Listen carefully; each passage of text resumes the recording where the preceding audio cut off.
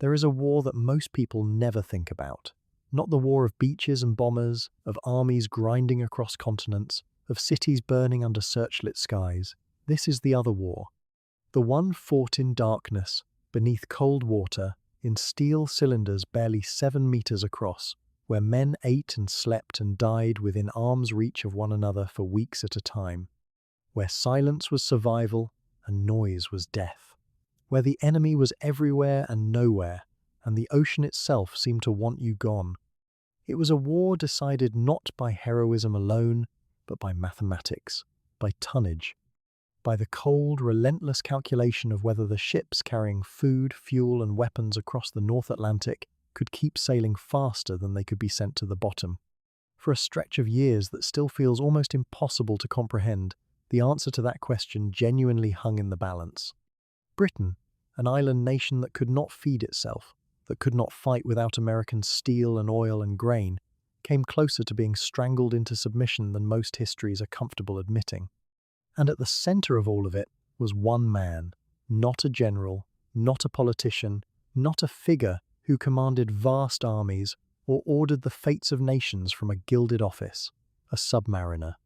A man who had spent the First World War in the deep, who had been captured after losing his boat, who had sat in a prisoner of war camp with nothing to do but think about what had gone wrong and how it might have gone differently. A man who came home from that war not broken, but obsessed. Karl Dönitz would spend the better part of 20 years building, in his mind and eventually in practice, a weapon designed to do one thing: cut the Atlantic lifeline and bring Britain to its knees. He came extraordinarily close. What makes this story genuinely worth your attention, worth settling in for, is not the outcome. We know the outcome. The Allies held the Atlantic, the convoys kept sailing, Germany lost. What makes this story worth studying carefully, worth following through every tactical shift and intelligence breakthrough and desperate gamble, is how narrow the margin truly was. There were months in this campaign when the mathematics ran the wrong way, when more tonnage was going to the bottom than Allied shipyards could replace. When the men in London, responsible for keeping Britain alive, looked at their charts and could not tell you, with any confidence, that they were winning. When the wolf packs were out in force, and the escorts were too few, and the aircraft could not reach the mid-ocean gap, and merchant sailors were dying in freezing water at a rate that simply could not continue. And then, through a combination of technology, intelligence, industrial scale, and human courage on both sides of the equation, through things as dramatic as the breaking of German naval codes and as unglamorous as the mass production of a standardized cargo vessel, the tide turned. Not all at once, not cleanly, but it turned. Tonight, we are going to follow that entire story from beginning to end. From the young naval officer who barely survived the First World War to the man who briefly led what remained of the German state in the final days of the Second one. From a navy that barely existed built in secret, in defiance of international law, from almost nothing to the largest submarine campaign in the history of warfare.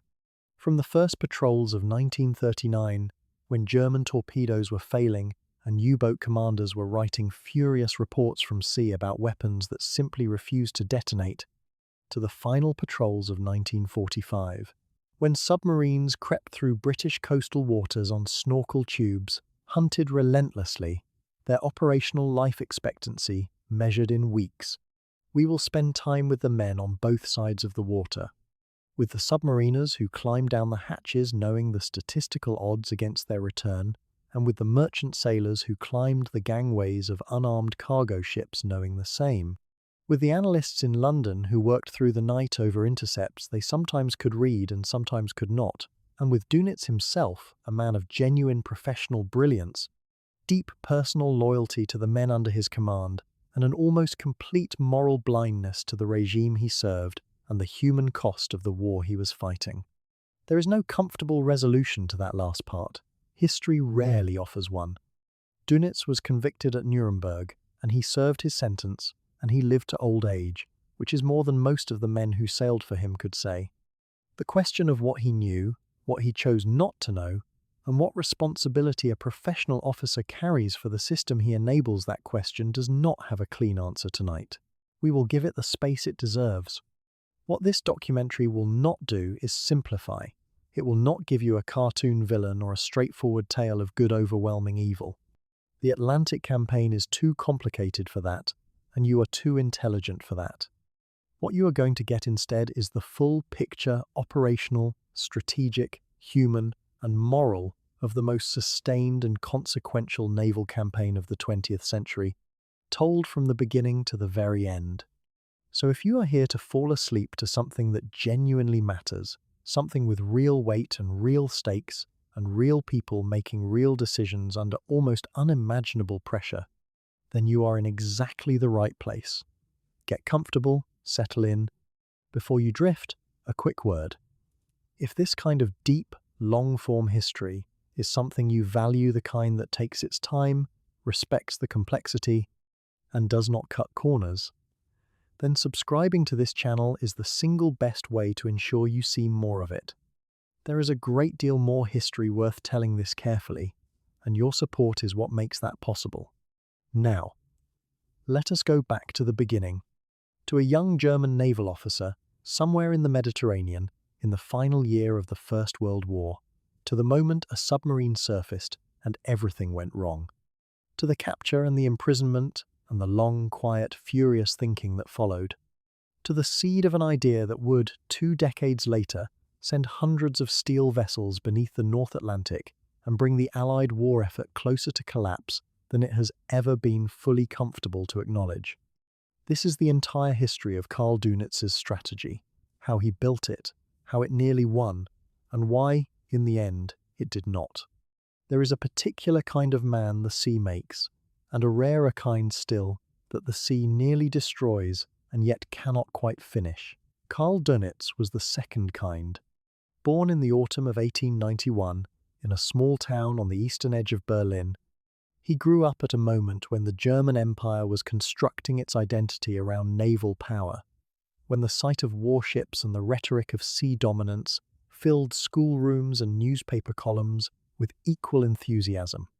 His father was an engineer, his household comfortable and ordered, his ambitions shaped by a culture that had decided, almost overnight, that Germany's future lay on the water. He entered the Imperial Navy as a cadet in the years before the First World War, young and ambitious and entirely orthodox in his thinking, just another junior officer moving through the ranks of a service that was new enough to still believe in its own mythology. Nothing about his early record suggested a revolutionary. He was capable, disciplined, and serious qualities that the Navy rewarded with steady promotion, and that gave him very little reason to question anything the institution believed about itself. That questioning would come later, and it would come from the worst possible teacher: catastrophic, humiliating personal failure.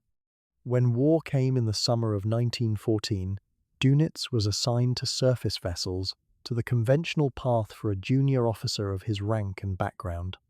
He served at sea in the early months of the conflict, developing the practical seamanship and command instincts that would later distinguish him, but watching from the outside as the war took on a shape that no one had predicted. The great surface fleets, those vast steel arguments for national prestige, maneuvered cautiously and fought rarely.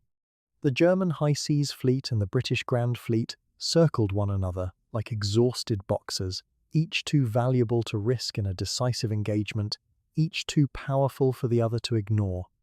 The single major encounter between them, enormous in scale and inconclusive in result, settled nothing and changed nothing, and both sides returned to their ports to plan and wait and plan again. For a young officer of Dönitz's temperament, there was something deeply unsatisfying in this.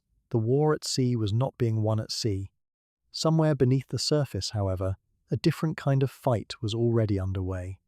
He transferred to the submarine arm, the U-Boot-Waffe, in the middle years of the war, a decision that placed him inside one of the most brutal and intimate forms of combat that the conflict produced. Life inside a submarine of that era was a sustained exercise in physical endurance and psychological compression. The vessels were small, mechanically demanding, and almost entirely unforgiving of error. A crew might share a space not much larger than a modest apartment, breathing recycled air, sleeping in rotation on bunks that were never cool. eating whatever provisions could be stowed in spaces not occupied by machinery or torpedoes. Above them, the ocean pressed down with indifferent weight. Around them, the constant sound of the boat's working parts, the hiss of valves, the thrum of engines, the particular silence that fell when they dove and the diesel cut out and only the electric motors turned. Men who served in submarines during this period described a way of existing that had almost nothing in common with life on the surface of the world, and many of them never fully returned to that surface. Even after the war was over, Dönitz went down into that world, and it marked him permanently. He learned the trade methodically. He studied the mechanics of torpedo attack, the geometry of approach angles, the way a surfaced submarine could close a target at night with reasonable safety if the commander understood wind and sea state and the silhouette of the enemy. He developed the calm, precise manner of a man who had decided that anxiety was professionally inadmissible, that the only useful response to danger was calculation. His crews responded to this. There is a quality in a commanding officer who appears unafraid, even when everyone aboard knows perfectly well that fear would be entirely reasonable, and Dönitz possessed it. He rose through submarine commands with a reputation for competence that drew the notice of his superiors, and by the final years of the war he was operating in the Mediterranean, far from the North Atlantic killing grounds, but learning lessons about submarine operations that he was already beginning to generalize into something larger than a tactical manual. Then came the night that would define the rest of his life. In the autumn of 1918, in the Mediterranean, his submarine suffered a serious malfunction during a patrol, the precise nature of the failure, sending the vessel into a condition he could not correct with the resources available to him. The boat was lost. His crew abandoned the vessel, some of them rescued, others not. Dönitz himself was captured by British forces and spent the remaining weeks of the war and the months that followed as a prisoner. He was 27 years old. The war he had trained for, believed in, and fought across 4 years ended with him in captivity, his submarine on the bottom, his country collapsing into revolutionary chaos 3,000 kilometers away. By any reasonable measure, it was a complete and absolute defeat on every level, available personal, professional, and national. What happens to a certain kind of man in circumstances like those is not despair, or not only despair. What happened to Dönitz, by the evidence of everything he did afterward, was that he thought. He had nothing but time and the contents of his own mind, and he used them with remarkable discipline. He turned the experience of submarine warfare over and over, examining it from every angle available to him. He thought about what submarines had nearly accomplished and had not quite managed. The first German attempt at unrestricted submarine warfare, the campaign of attrition against Allied shipping that had, at its peak, brought Britain measurably close to a supply crisis. The campaign had been called off partly from military necessity, partly from political calculation about American neutrality, before anyone could know with certainty whether it might have succeeded if pushed to its conclusion. That uncertainty lodged in Dönitz like a splinter. He became convinced that the answer was yes, that it might have succeeded, and that the reason it had not was not strategic error but operational failure, too few submarines, too little coordination, too little clarity about the fundamental objective. The fundamental objective, as Dönitz came to understand it, was not to fight navies. Navies were almost impossible to destroy completely and almost irrelevant to the outcome of a war between industrial nations separated by ocean. The fundamental objective was to destroy the shipping that kept an island nation functioning, its food, its fuel, its raw materials, the constant river of tonnage without which no modern economy could sustain a war. Britain imported almost everything it needed. Its merchant fleet was not a secondary consideration in any conflict with Germany. It was the primary vulnerability, the load-bearing wall, and if you could knock it out, the entire structure would come down. Dönitz understood this with the intensity of a man who had arrived at a conclusion through suffering rather than through theory, and it gave his thinking a quality of conviction that purely academic strategists rarely possess. He was not developing a hypothesis. He was constructing a certainty. He was repatriated in the summer of 1919, arriving home to a Germany that had been stripped, humiliated, and restructured by the Treaty of Versailles into something almost unrecognizable. The navy he returned to had been reduced to a coastal defense force. Its submarines, every one of them, had been surrendered, interned, or scuttled. The men who had crewed them were scattered. The institutional memory of the undersea war was being deliberately dismantled by the terms of the peace, and the world that Dönitz had prepared himself for had apparently ceased to exist. Most officers in his position accepted the new reality and adjusted. Dönitz did not adjust his thinking, he adjusted his patience. He stayed in the reduced navy, took whatever assignments came his way, and waited for conditions to change, because he was entirely confident that they would. What distinguished him from other men who harbored similar convictions was the quality of his temperament in peacetime. He was not a brooder or a ranter. He was precise, organized, and socially adept in the way that effective commanders often are capable of warmth with individuals, while remaining fundamentally focused on institutional objectives. He read everything available about submarine warfare. He studied the British convoy system, the one that had eventually blunted the first German undersea campaign, and he did so not to accept its lessons as permanent, but to understand exactly how it could be defeated. He became convinced that the convoy was not an impregnable defense, that it could be overwhelmed by coordinated attacks from multiple submarines simultaneously, attacking on the surface at night when sonar was largely useless. This was not a received idea. It was an original tactical insight that Dönitz developed through analysis, argument, and eventually through the Baltic exercises that would make him the most important submarine theorist in the world, though the world did not yet know it. The core question he was carrying through all of this, through the captivity, through the lean interwar years, through the quiet accumulation of expertise and authority, was one that would not be answered until the next war was already catastrophically underway. Could submarines alone strangle a maritime power into surrender? Could tonnage warfare, prosecuted without mercy and in sufficient volume, accomplish what armies and surface fleets and air forces could not? He believed the answer was yes. He spent the next 20 years of his life preparing to prove it. And when the opportunity finally came, it would arrive on a scale and with a ferocity that neither he nor anyone else had fully imagined, not because he had overestimated what submarines could do, but because he had not yet grasped the full measure of what the world would throw back at him. When the guns finally fell silent in November of 1918, the men who had fought beneath the waves returned to a Germany that no longer knew what to do with them. The armistice had not simply ended a war, it had ended a world.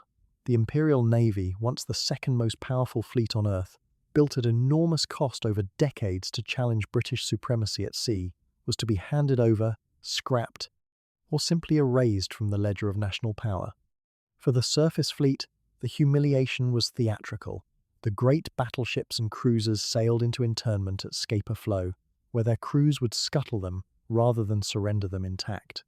For the submarine arm, there was not even that last act of defiance.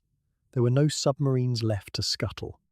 The Allied blockade and 4 years of industrial war had already done most of the work, and what remained was parceled out, surrendered, and systematically destroyed. An entire branch of warfare, one that had brought Britain closer to strategic collapse than almost any other weapon of the war, was to be dismantled as though it had never existed. The peace treaty signed at Versailles in the summer of 1919 was, for Germany's naval officers, a document of calculated obliteration. The clauses dealing with the navy were precise and merciless. Germany was forbidden from possessing submarines of any kind, now or in the future. The surface fleet was reduced to a token force, a handful of older warships, a ceiling on displacement and armament so strict that what remained could barely be called a fighting navy. The purpose was transparent. Germany was to be made incapable of threatening the sea lanes that had sustained the British Empire through the most dangerous years of its existence. For the men who had served in submarines, who had believed they were conducting legitimate warfare against an enemy who was strangling their country through blockade, the treaty did not read as a peace settlement. It read as a verdict. They were to be unmade professionally, institutionally, and strategically. Everything they had built, the tactical knowledge, the operational procedures, the hard-won understanding of how to fight beneath the surface, was to be legally prohibited and then forgotten. Karl Dönitz came home from British captivity into this emptied world. He was not yet 30 years old. He had served with distinction, he had commanded, he had survived the loss of his submarine and the chaos of capture, and now the institution that had shaped him existed only as a ghost of its former self. The Kriegsmarine, the modest naval force the treaty permitted, offered him a career, but it was a career stripped of the very dimension that had defined his war. He accepted it. He did not resign in protest, as some did. He did not retreat into embittered inactivity. Instead, he did something that would prove far more consequential over the following 2 decades. He studied. While holding assignments in the small surface fleet torpedo boats, light cruisers, staff postings, he kept returning in his thinking to the submarine campaign and to the question of why it had come so close to working and what had prevented it from going further. He was meticulous in this. He read the analyses, the post-war reports, the debates conducted in naval journals across Europe about commerce warfare and the effectiveness of blockade. He was building an argument, brick by brick, even when there was no fleet to deploy it. The Weimar Republic years were, for the German military, years of careful concealment. The treaty prohibited submarines, but it could not prohibit thought, and it could not entirely suppress the institutional memory of men who had spent years mastering undersea warfare. Within the Kriegsmarine, a small circle of officers maintained what might be called a theoretical continuity-preserving doctrine, keeping records, training minds in the conceptual framework of submarine operations, even when there were no submarines to operate. Some of this happened in plain sight, buried inside routine staff work. Some of it happened through back channels that the Allies chose not to examine too closely in the years when Germany seemed compliant and the urgency of enforcement had relaxed. The victors of 1918 had won the war and then largely turned their attention elsewhere. The Kriegsmarine understood that this inattention was an opportunity. The more active circumvention began at a remove from German soil. In the early 1920s, German naval architects and engineers began working through a Dutch design bureau established for precisely this purpose, a commercial cover that allowed submarine design work to continue under neutral auspices. The arrangement was not unique. Other aspects of German military development found similar shelters in Sweden, in the Soviet Union, and elsewhere. The bureau produced submarine designs that were technically German in everything except the flag under which they were formally commissioned. Boats were built for foreign navies, Finland and other smaller states, and German engineers gained practical construction experience that could not have been acquired any other way. None of this violated the letter of the treaty in ways that were easily proven, and the Allied monitoring mechanisms of the time were not equipped to track the movement of technical expertise across borders with the rigor that the treaty's authors might have hoped. Inside Germany itself, the naval establishment found other means. Training programs were designed so that skills transferable to submarine operations could be developed within permitted activities: diving, underwater navigation, torpedo work, the study of anti-submarine warfare conducted with the inverse understanding that knowing how to hunt a submarine required knowing precisely how a submarine behaved. Officers were rotated through assignments that kept this knowledge alive and distributable. The German naval archives from this period, examined later, revealed a systematic effort to maintain institutional readiness for the moment when the prohibition might be lifted or defied. Dönitz moved through this world with a clear-eyed awareness of what he was doing and why. He was not simply passing time. He was waiting for conditions to change and preparing to act the moment they did. The political transformation of Germany in January of 1933 changed the conditions entirely.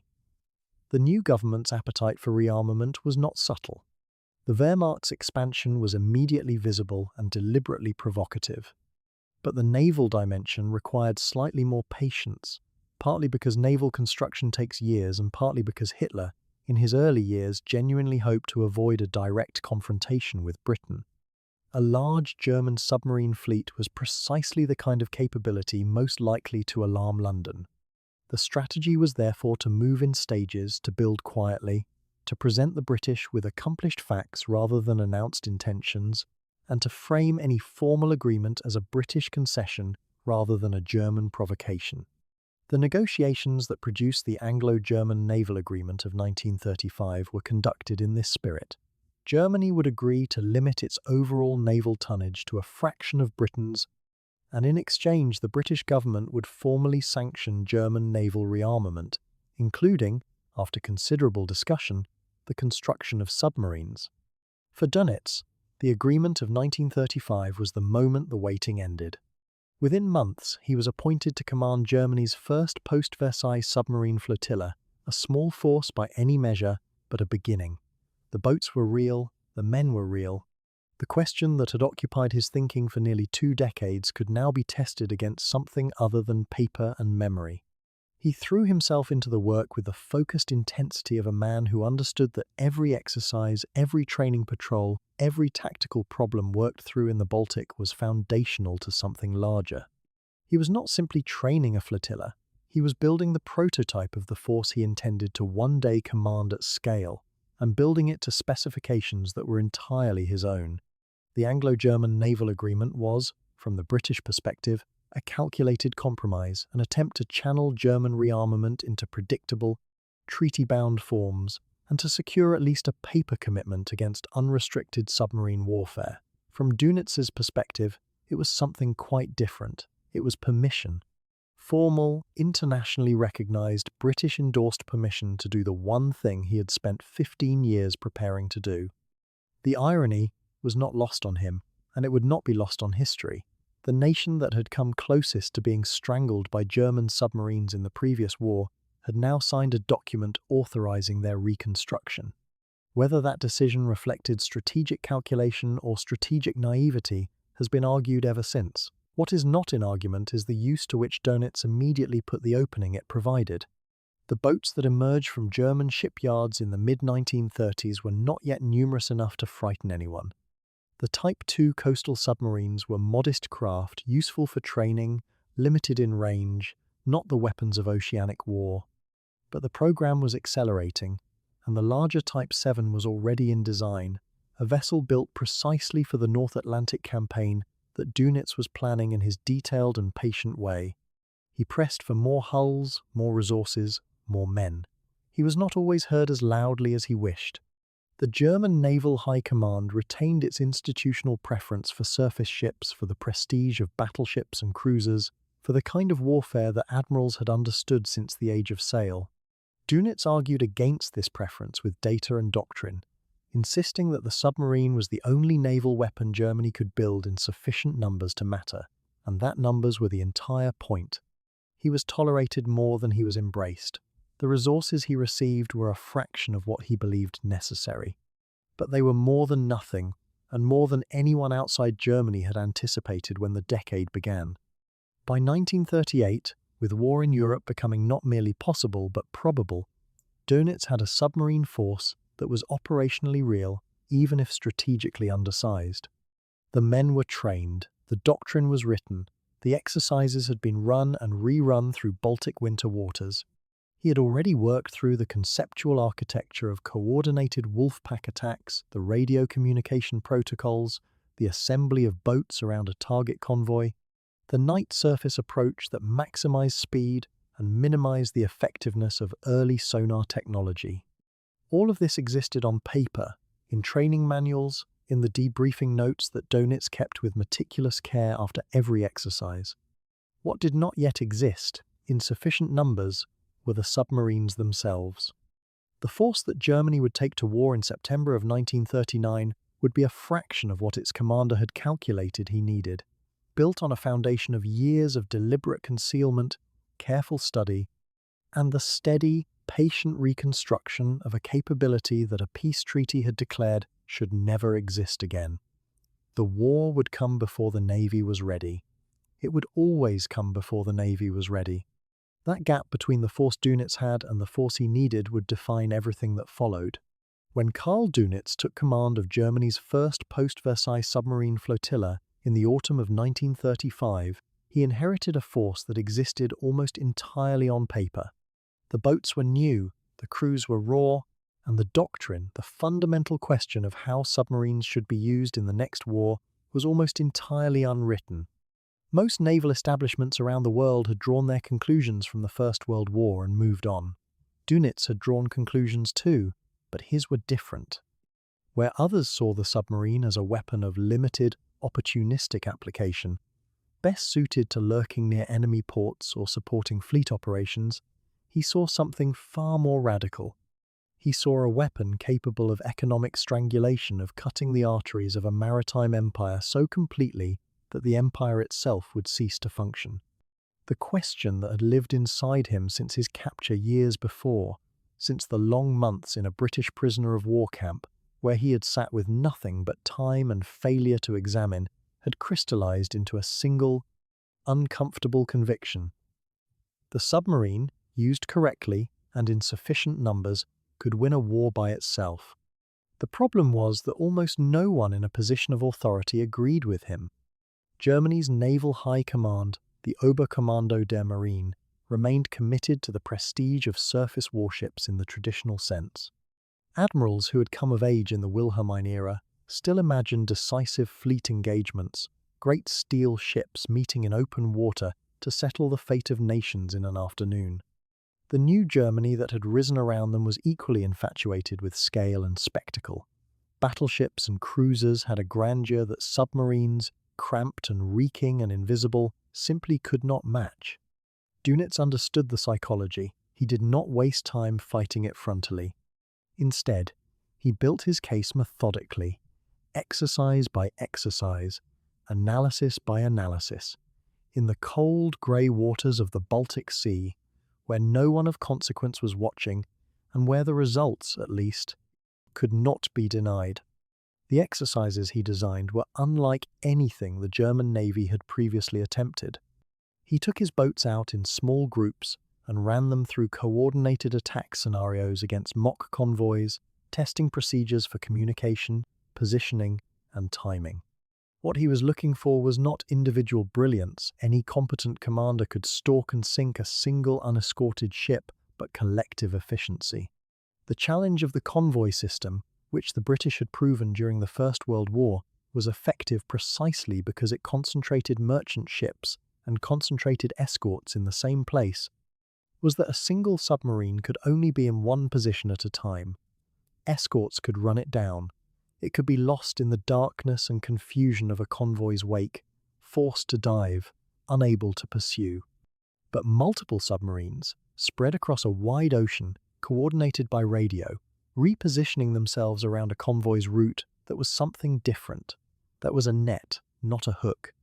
And a net, spread wide enough, could not easily be dodged. His theoretical framework for what he called the tonnage war was built on a calculation both simple and remorseless. Britain imported the overwhelming majority of its food, its fuel, its raw materials. All of it came by sea. A given number of merchant ships could sustain that flow, destroy ships faster than they can be replaced, and the flow slows. Slow it enough, and stockpiles begin to fall. Let them fall long enough, and factories stop, and fuel runs short, and eventually, inevitably, a population that cannot feed itself cannot continue to fight. He reduced an entire civilization's vulnerability to a rate of exchange. Tons of Allied shipping sunk per month against tons of Allied shipping built per month. If the first number exceeded the second consistently and by a sufficient margin, the outcome was not a matter of opinion. It was arithmetic. He wrote this analysis with the precision of someone who had been building toward it for years and wanted no room left for misinterpretation. He also wrote about the night surface attack, and this was where his tactical thinking was most genuinely original. Conventional wisdom held that submarines operated submerged during attacks, that the whole point of a submarine was invisibility beneath the waves, the periscope raised for a moment, a torpedo fired, and then the dive back into safety. Dönitz challenged this. On the surface at night, a submarine presented an almost impossibly small silhouette to a lookout on a merchant ship or escort, low, narrow, painted grey, running with no lights against a dark sea. Radar, in the mid-1930s, did not yet exist in practical shipboard form. The human eye, at night, at any significant range, was essentially useless against a surfaced submarine. But on the surface, the submarine could travel at speeds several times greater than when submerged, could reposition around a convoy, could communicate by radio, could remain in the fight for hours rather than minutes. The night surface attack was not a compromise, it was an advantage. He drilled it relentlessly. The radio coordination problem occupied him deeply, because it was where the concept was most technically fragile. If multiple submarines were to converge on a convoy simultaneously, they needed to know where that convoy was, what course it was sailing, and how other boats were positioned relative to it. That required communication, and communication required transmitting radio signals, and transmitting radio signals from a submarine at sea was not something naval doctrine had previously encouraged. Signals could be detected, locations could be triangulated. The whole point of a submarine's invisibility could be unraveled by a single careless transmission. Dönitz accepted this risk and developed protocols to manage it. His boats would observe, then report briefly. The coordinating authority he envisioned this as a central command ashore, with the fullest possible picture of the operational theatre would direct the pack. Brevity, discipline, and timing would minimize the exposure. He was not naive about the dangers. He calculated that the tactical gain outweighed them. History would eventually prove that this calculation contained a fatal flaw he could not yet see. Through the later years of the 1930s, as Europe moved with increasing momentum toward war, Dönitz pressed his case upward through the naval hierarchy with a persistence that his superiors sometimes found wearing. He wanted submarines. Not dozens, but hundreds.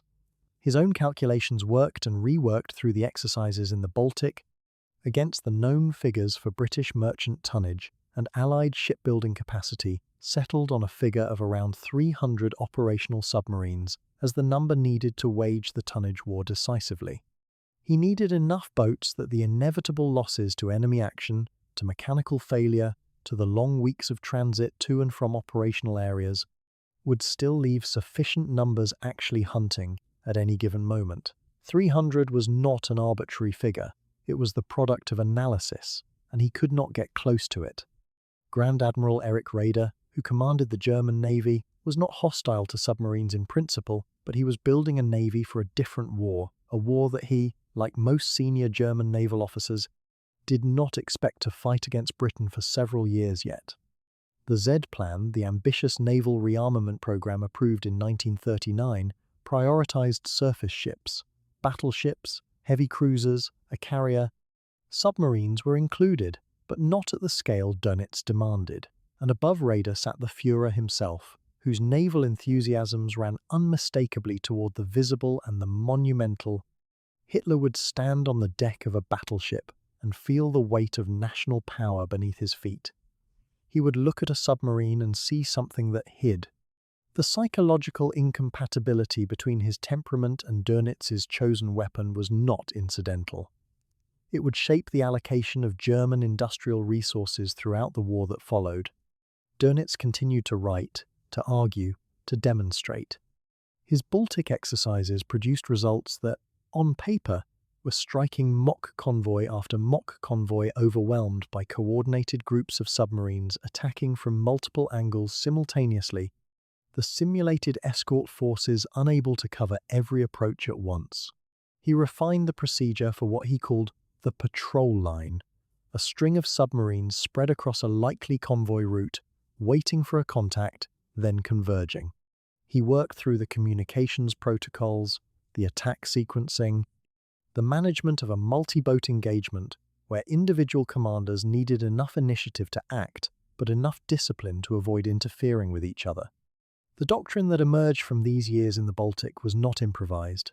It was the product of systematic, almost academic rigor applied to the most chaotic environment imaginable.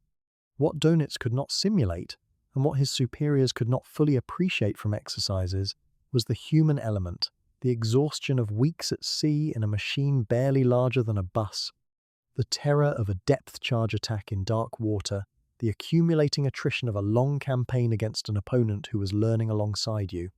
He believed, and said openly, that morale and leadership were as critical to the submarine war as technology and numbers. He visited his flotillas personally. He knew his commanders by name, knew their families, attended their departures and their returns. He was building not just a doctrine, but a culture, a sense among the men who would sail his boats, that they were part of something coherent, something purposeful, something led by a commander who understood exactly what he was asking of them. In the years before the war began, that culture was perhaps his most durable creation. By the time Germany's political leadership made its catastrophic acceleration toward conflict in the summer of 1939, Dönitz had his doctrine, his culture, his exercises, and his calculations. What he did not have was his 300 submarines. He had fewer than 60 that could be considered operational, and of those, only a fraction were the ocean-going Type 7 and Type 9 boats capable of reaching the Atlantic convoy routes. The gap between what he had built and what he believed he needed was vast. He had been given the blueprint for a campaign that might strangle Britain into surrender, but not the resources to execute it. When war was declared, he sent his first boats to sea knowing that the numbers were wrong, that the arithmetic he had so carefully constructed required inputs he had not been given. The tonnage war was about to begin, underpowered and undersupplied, against a timetable that no one had asked his permission to set. When the 1st of September 1939 arrived and German forces crossed into Poland, Karl Dönitz found himself in a position that no strategist ever wants to occupy, committed to a war he had not asked for, with a fraction of the force he had calculated he needed, and no honest path to the decisive campaign he had spent years designing. He had argued, persistently and on paper, that he required a minimum of 300 operational submarines to prosecute a true tonnage war against Britain, enough boats to keep roughly 100 at sea at any given time, sustaining the relentless pressure that would gradually strangle the island nation's supply lines. What he actually had, when the war began, was fewer than 60 boats capable of operational deployment, and of those, a significant portion were small coastal types useful mainly in the shallower waters of the North Sea and the Baltic, not the open Atlantic, where the decisive campaign would have to be fought. The gap between what he needed and what he possessed was not a minor shortfall to be managed with clever tactics. It was a chasm. Dönitz recorded his position carefully and without illusion in his war diary from the very first days, noting the disparity between strategic ambition and operational reality with the methodical precision of a man who intended that the record would eventually speak for him. He had perhaps 22 to 24 ocean-going boats capable of reaching the Atlantic at any one time, accounting for the rotation between those at sea, those in transit, and those in port for maintenance and resupply. It was a knife where he had wanted a sword. And yet the opening weeks produced results that surprised even Dönitz in the best possible sense. Because the British Admiralty, despite having fought a submarine war barely 20 years earlier, had not fully reconstituted the convoy system that had eventually defeated the German Navy in the First World War. Merchant ships were still sailing independently along the western approaches, moving without escorts, their positions broadly predictable, their silhouettes clear against the Atlantic horizon. His boats found them.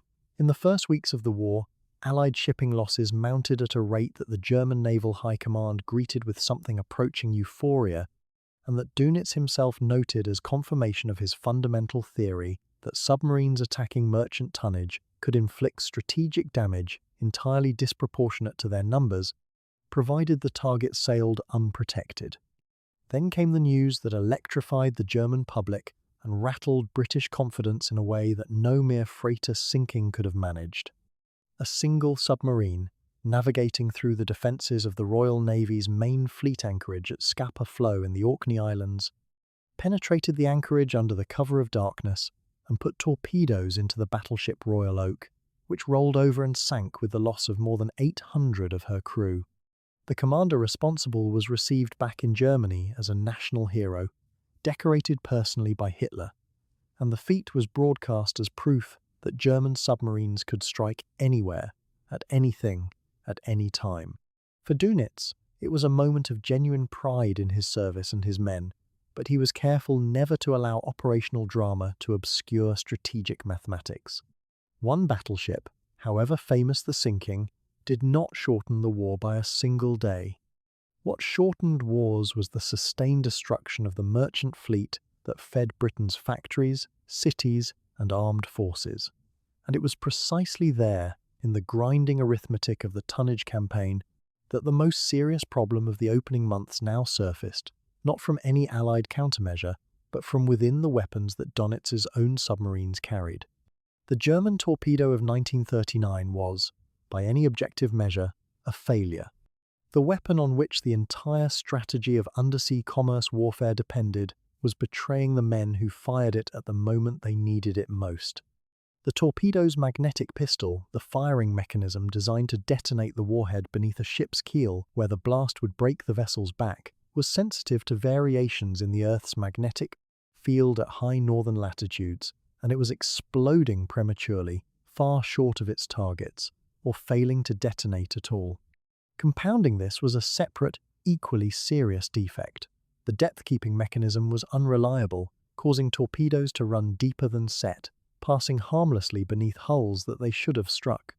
Submarine commanders began filing patrol reports that read like a catalogue of frustration attacks, pressed home at close range, under difficult conditions, against valuable targets, producing nothing but a distant, harmless bang, or silence, or the sight of a torpedo breaking the surface and veering off course entirely.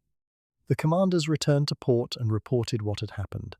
Dönitz read the accounts, cross-referenced them, and rapidly concluded that the failures were not isolated incidents or crew errors. They constituted a systemic pattern pointing directly at fundamental defects in the weapons design and quality control. He was furious in the way that only a man who has sent his crews into extreme danger on the strength of equipment promises can be furious, and he documented that fury in formal, precise language addressed upward through the chain of command and directly at the Torpedo Inspectorate, the bureaucratic body responsible for testing and certifying the weapons. His war diary entries from this period are among the most unsparing pieces of professional writing produced by any German officer of his rank during the entire war. He named the failures, quantified them, refused to soften them with bureaucratic language, and demanded an accounting from the ministry that had supplied him with faulty weapons. The human cost of this crisis was difficult to calculate precisely, but it was real and it was serious. Submarine commanders who had stalked a target for hours, who had maneuvered into position through careful navigation and cold nerve, who had given the order to fire and heard the torpedoes run, those men now surfaced to find their target still afloat, still moving, still transmitting a distress signal that would bring escorts to their position. Some attacks that should have ended in clean kills instead ended in long, dangerous hours spent evading counterattack while carrying the knowledge that the mission had failed through no fault of their own. Morale is a fragile thing in a submarine crew, dependent on the belief that the risks being taken have some rational connection to achievable results. When the weapon refuses to function, that connection breaks, and something changes in the men who have to trust it again on the next patrol. There was another dimension to the torpedo crisis that went beyond individual patrols and touched the deeper structural problem of Dönitz's position within the German military bureaucracy. He commanded his submarines with genuine authority, but he did not control the industrial and engineering apparatus that produced the weapons they carried. The Torpedo Inspectorate was a separate domain, with its own command relationships, its own institutional culture, and crucially its own incentives to defend the conclusions of its own testing program rather than accept that the testing had been inadequate. Dönitz pushed against this institutional inertia throughout the autumn and into the winter of 1939 and the spring of 1940, filing complaints, demanding investigations, eventually forcing a formal inquiry that confirmed what his captains had been reporting from the first weeks of the war. The inquiry found significant faults in both the magnetic pistol and the depth-keeping mechanism. The men responsible were subjected to courts martial, but the damage to the boats that had sailed with broken weapons, to the shipping that had survived attacks it should not have survived, to the crews who had risked their lives for nothing, that damage could not be reversed. Dönitz's response to the crisis revealed something essential about his character as a commander. He did not attempt to conceal the failures or manage them quietly to protect the image of his service. He made noise. He created friction within the machinery of the German war administration because he calculated that only sustained official pressure would force the corrections that his submarines needed, and because he understood that the tonnage war was not an exercise in prestige, but in physics. Either the weapons worked or they did not, and if they did not, the strategy failed, regardless of how brave the men carrying it out happened to be. This was a particular kind of professional courage, distinct from the physical courage of the men he commanded, but no less necessary. The willingness to keep insisting on an uncomfortable truth in a military culture that was not, in 1939 and 1940, especially tolerant of uncomfortable truths directed at German industry. Alongside the torpedo failures, the opening months exposed other limitations that Dönitz had always known existed but now felt with operational sharpness. The range of even his best ocean-going boats meant that significant portions of each patrol were consumed simply in transit out to the operating area and back, leaving a narrower window of productive days actually spent hunting. Supply at sea was not yet a solved problem, constraining how long any individual boat could remain on station. The British, meanwhile, were beginning to reinstitute convoy practices, however imperfectly and incompletely in the early months, and convoys, even weakly escorted ones, complicated the lone submarine attack geometry that his small force was forced to rely upon. Dönitz's Wolfpack doctrine required numbers he did not have, radio coordination that was technically possible but operationally immature, and a density of submarines across the convoy routes that his available force simply could not sustain. He was running a proof-of-concept operation when he needed to be running a war-winning campaign. What the autumn of 1939 and the winter that followed it produced, therefore, was a deeply ambiguous picture that the German High Command read with selective optimism and that Dönitz read with clear-eyed strategic anxiety. The tonnage being sunk was real, and it was significant, and the sinking of Royal Oak had produced the kind of headline drama that gave the submarine arm political protection it needed to argue for resources. But the numbers were not yet close to the rate Dönitz knew he needed to make the tonnage war decisive. The torpedo crisis had cost his crews an unknown but substantial additional tally of ships that should have been on the books, and there was no imminent prospect of the submarine construction program delivering the ocean-going fleet he required at a pace that would matter in the near term. He had gone to war too early, with too little, firing weapons that did not work, and yet the campaign continued because the war had its own momentum now, and because Dönitz believed, without flinching, that the theory was correct, even when the conditions for executing it properly had not yet arrived. He would wait, he would push, he would build the record. And he would return to the Atlantic when the numbers were better, which, for a brief and extraordinary season, they would be. When France collapsed in the summer of 1940, the war at sea did not simply change, it pivoted on its axis. What had been a grinding, geometry-constrained campaign fought from the North Sea ports of Germany suddenly acquired an entirely different shape. For 2 years before the war had even started, Dönitz had stared at the maps on his office walls and traced the route his submarines were forced to take, out through the North Sea, north around Scotland, and then southwest into the Atlantic hunting grounds before a single merchant ship came into range. Every one of those nautical miles consumed fuel, wore on engines, and ate into the operational time his crews could spend where the killing was done. Now, in a matter of weeks, all of that changed. The French Atlantic ports Lorient, Brest, Saint-Nazaire, La Pallice, Bordeaux fell into German hands like pieces dropped from a table. Dönitz did not waste a single day. Before the ink had dried on France's armistice, he was already moving. The first submarines arrived at Lorient in early July of 1940, and what they found there rewired the entire logic of the campaign. A boat departing from a Biscay port could reach the western approaches. the sea lanes funneling traffic toward Britain in roughly 4 or 5 days, rather than the 2 weeks a North Sea departure demanded. That reduction in transit time was not merely a convenience. In the language of tonnage warfare, it was a multiplication. Each submarine could now complete more patrols in a given year. Each crew spent more of its operational life where enemy ships sailed and less of it crossing empty water. When Dönitz mapped out the new arithmetic, the results were striking even on paper. The French bases did not give him more submarines. They gave him something arguably more valuable. They gave him more of the submarines he already had. The Allied convoys crossing the North Atlantic in this period were a study in institutional unpreparedness. Britain had reintroduced the convoy system at the war's outset, drawing on the hard-won memory of 1917, but the system in 1940 was a skeleton dressed in the clothes of its former self. Escort vessels were desperately short in number, and those that existed were spread thin across obligations that multiplied faster than the hulls to meet them. Many convoys crossed with only 1 or 2 dedicated escort ships for dozens of merchant vessels. Air cover, where it existed at all, was confined to the relatively narrow band of ocean reachable from land-based patrols on either side. Between those two thin margins of protection stretched hundreds of nautical miles of open water where a surface submarine at night was essentially invisible and where no aircraft would ever appear. The Wolfpack had been designed for precisely this vacuum. For the German submariners making the transition to Atlantic operations from French ports, the early months of this period carried a quality that many would later struggle to describe without seeming to boast.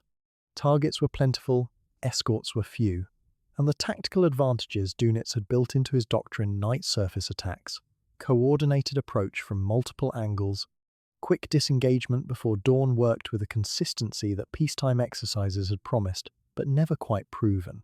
Ships burned and sank with a regularity that produced an almost surreal rhythm to the patrols. Crews returned to Lorient with their torpedo loads exhausted, their tonnage tallies high, and their losses almost non-existent by any proportionate measure. The phrase that eventually attached itself to this period came from the submariners themselves. They called it the glückliche Zeit, the happy time, and the name, though it carries obvious discomfort in retrospect, captures accurately what these men believed they were living through. Dönitz greeted returning crews personally on the dockside at Lorient, a practice he had established almost from the beginning of his command and maintained with deliberate consistency. He read every patrol report. He met with every captain. He asked his officers not simply what they had sunk, but how each action had unfolded, what had worked and what had not, where the escort had been positioned, how the convoy had reacted. These debriefings were not ceremonial. They fed directly back into his operational thinking, refining the doctrine in real time.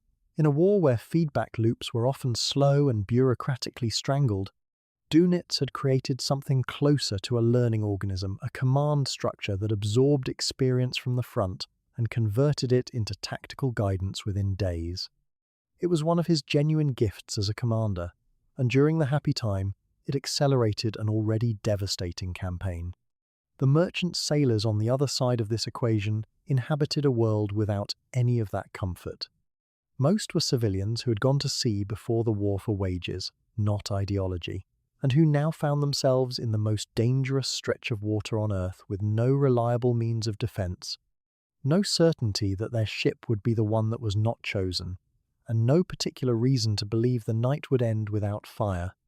A torpedo strike in the North Atlantic in winter carried consequences that were fast and merciless. The water temperature left survivors minutes rather than hours. Lifeboats, where they could be launched, offered cold and exposure rather than rescue. Convoys under escort orders were sometimes prohibited from stopping to pick up survivors for fear of exposing the rescuing vessel to a second attack. The human mathematics of the tonnage war, as Dönitz had always framed it in his planning documents, was expressed in gross tons of shipping. On the surface of the water, it was expressed in something else entirely. Through the autumn and into the winter of 1940, the pace of sinking remained high enough to sustain genuine alarm inside the British government. Winston Churchill would later write that the only thing that truly frightened him during the war was the threat posed by German submarines to Britain's supply lines. That fear had a specific shape in this period. Food stocks, oil reserves, raw materials for industry, all of them arrived by sea, and all of them were being interrupted at a rate that strained the margin between function and failure. Britain was an island that could not feed itself from its own land, could not fuel its factories from its own ground, and could not arm itself without the steel and components crossing the Atlantic. Dönitz understood this with an almost clinical precision. He had calculated the approximate monthly tonnage threshold that, if sustained, would bring Britain to the point of strategic collapse. During the happy time, his force was operating somewhere in that vicinity, not consistently, not with mathematical certainty, but close enough that the question was genuinely open. What protected the Allies during this period was not yet a sophisticated counter-strategy. It was, in a blunter sense, the limits of what Dönitz actually had. His operational submarine force remained smaller than his own calculations demanded. The boats were achieving extraordinary results on a per-unit basis, but the fleet as a whole could not maintain simultaneous pressure across all the convoy routes at once. There were days and sometimes weeks when the Atlantic was simply too wide and the submarines too few to be everywhere the traffic moved. New construction was adding hulls, but the training pipeline for competent crews was long, and Dönitz refused to send inadequately prepared men to sea, a professional standard that limited the rate at which his force could grow even when the shipyards were productive. The gap between what the campaign was achieving and what it needed to achieve remained a source of constant frustration at his headquarters. The Italians, by virtue of their alliance with Germany, also contributed submarines to Atlantic operations during this period, and Dönitz was assigned a measure of responsibility for coordinating their patrols. His private assessments of Italian submarine performance were not generous. The operational doctrine, the tactical habits, the communication procedures, none of it matched what he had built, and the results reflected that mismatch. Italian submarines operated in the Atlantic in considerable numbers for a time, but their contribution to the tonnage campaign was marginal relative to their presence. Dönitz largely worked around them, focusing his Wolfpack coordination on his own boats and treating the alliance obligation as a peripheral administrative burden rather than a genuine operational asset. It was one of several frictions between the Atlantic campaign and the broader machinery of the Axis war effort that would become more damaging as the conflict extended. The infrastructure Dönitz built on the French Atlantic coast during this period was not improvised. Lorient became a substantial operational base almost immediately, with repair facilities, torpedo stocks, crew accommodation, and the signals infrastructure his command and control doctrine required. Over the following months, reinforced concrete bunkers of extraordinary mass began to take shape in the French port submarine pens designed to survive aerial bombardment, sheltering the boats during their time in harbour. The construction of these facilities consumed enormous German engineering resources and labour, but Dönitz had clearly concluded that the Biscay bases were not a temporary expedient. They were the foundation of the campaign he believed would win the war at sea. He was building not just for the present season of success, but for the sustained, years-long offensive he had always argued was necessary. Yet even inside the happy time, the seeds of its ending were already present for those who looked carefully enough. Allied scientists and naval officers were studying the problem with the same grinding persistence that Dönitz had applied to building the Wolfpack in the first place. The convoy system was imperfect and under-resourced, but it existed, and it was learning. The first tentative steps toward reading German naval communications were underway in the Buckinghamshire countryside, though the results in this period were fragmentary and delayed. The escort vessels that did fight back were accumulating experience and developing instincts. Air coverage was slowly extending, aircraft were being fitted with better equipment, and the institutional memory of what worked was beginning to compound. The happy time felt, from inside a returning submarine crew celebrating at Lorient, like a condition that might persist indefinitely. From a longer distance, it looked like a window wide open in 1940, beginning, almost imperceptibly, to narrow.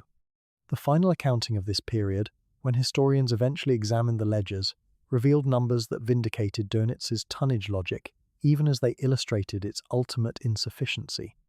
The Allies lost millions of gross tons of shipping across 1940 and into 1941. Hundreds of merchant ships went to the bottom. The crews who sailed those ships died in numbers the public on either side of the Atlantic rarely understood in full. And yet Britain had not collapsed, the convoys had not stopped running, and the industrial machine that would eventually bury the submarine campaign in technology and production was already stirring in the American shipyards and research laboratories that Dönitz could calculate but not yet reach. The happy time was real in its operational results, in its human cost, in the genuine strategic threat it represented. But it was also, in ways that would only become clear much later, a moment borrowed against a future that was already being assembled against it. There were men whose names Germans whispered with something close to reverence, read aloud on the radio, printed across newspaper front pages, hung like portraits in the windows of tobacconists and bakeries. They were the submarine commanders, young men, mostly, men in their mid-20s who carried the weight of entire crews on their shoulders and the expectations of a nation on their backs. They had come from ordinary families, from port cities and farming towns, from naval academies, where they had learned the conventions of a service that now asked them to do something thoroughly unconventional. What separated the celebrated ones from the rest was not recklessness.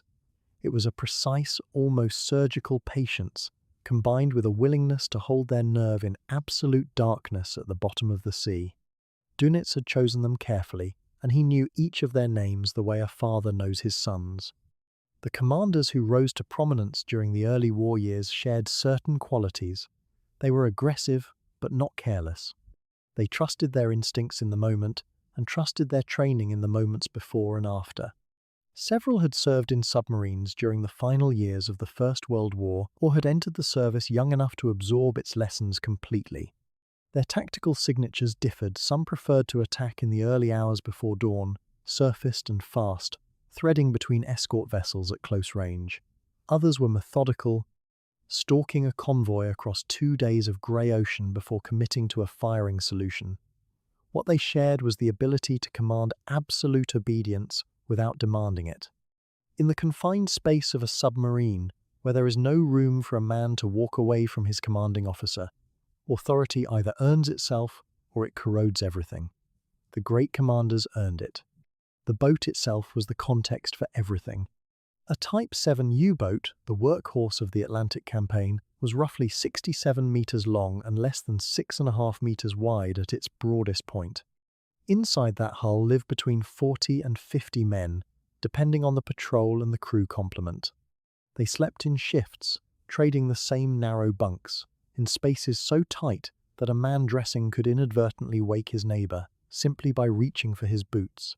The smell was a permanent feature: diesel oil, damp wool, unwashed bodies, the chemical bite of battery acid from the cells below the deck plates. Food could not be kept fresh beyond the first 10 days or so. After that, the crew lived on tinned goods and whatever the cook could coax out of a galley approximately the size of a wardrobe. Condensation ran down every internal surface. In the North Atlantic winter, the steel of the hull conducted cold so efficiently that the interior temperature could drop close to freezing even when the diesel engines were running.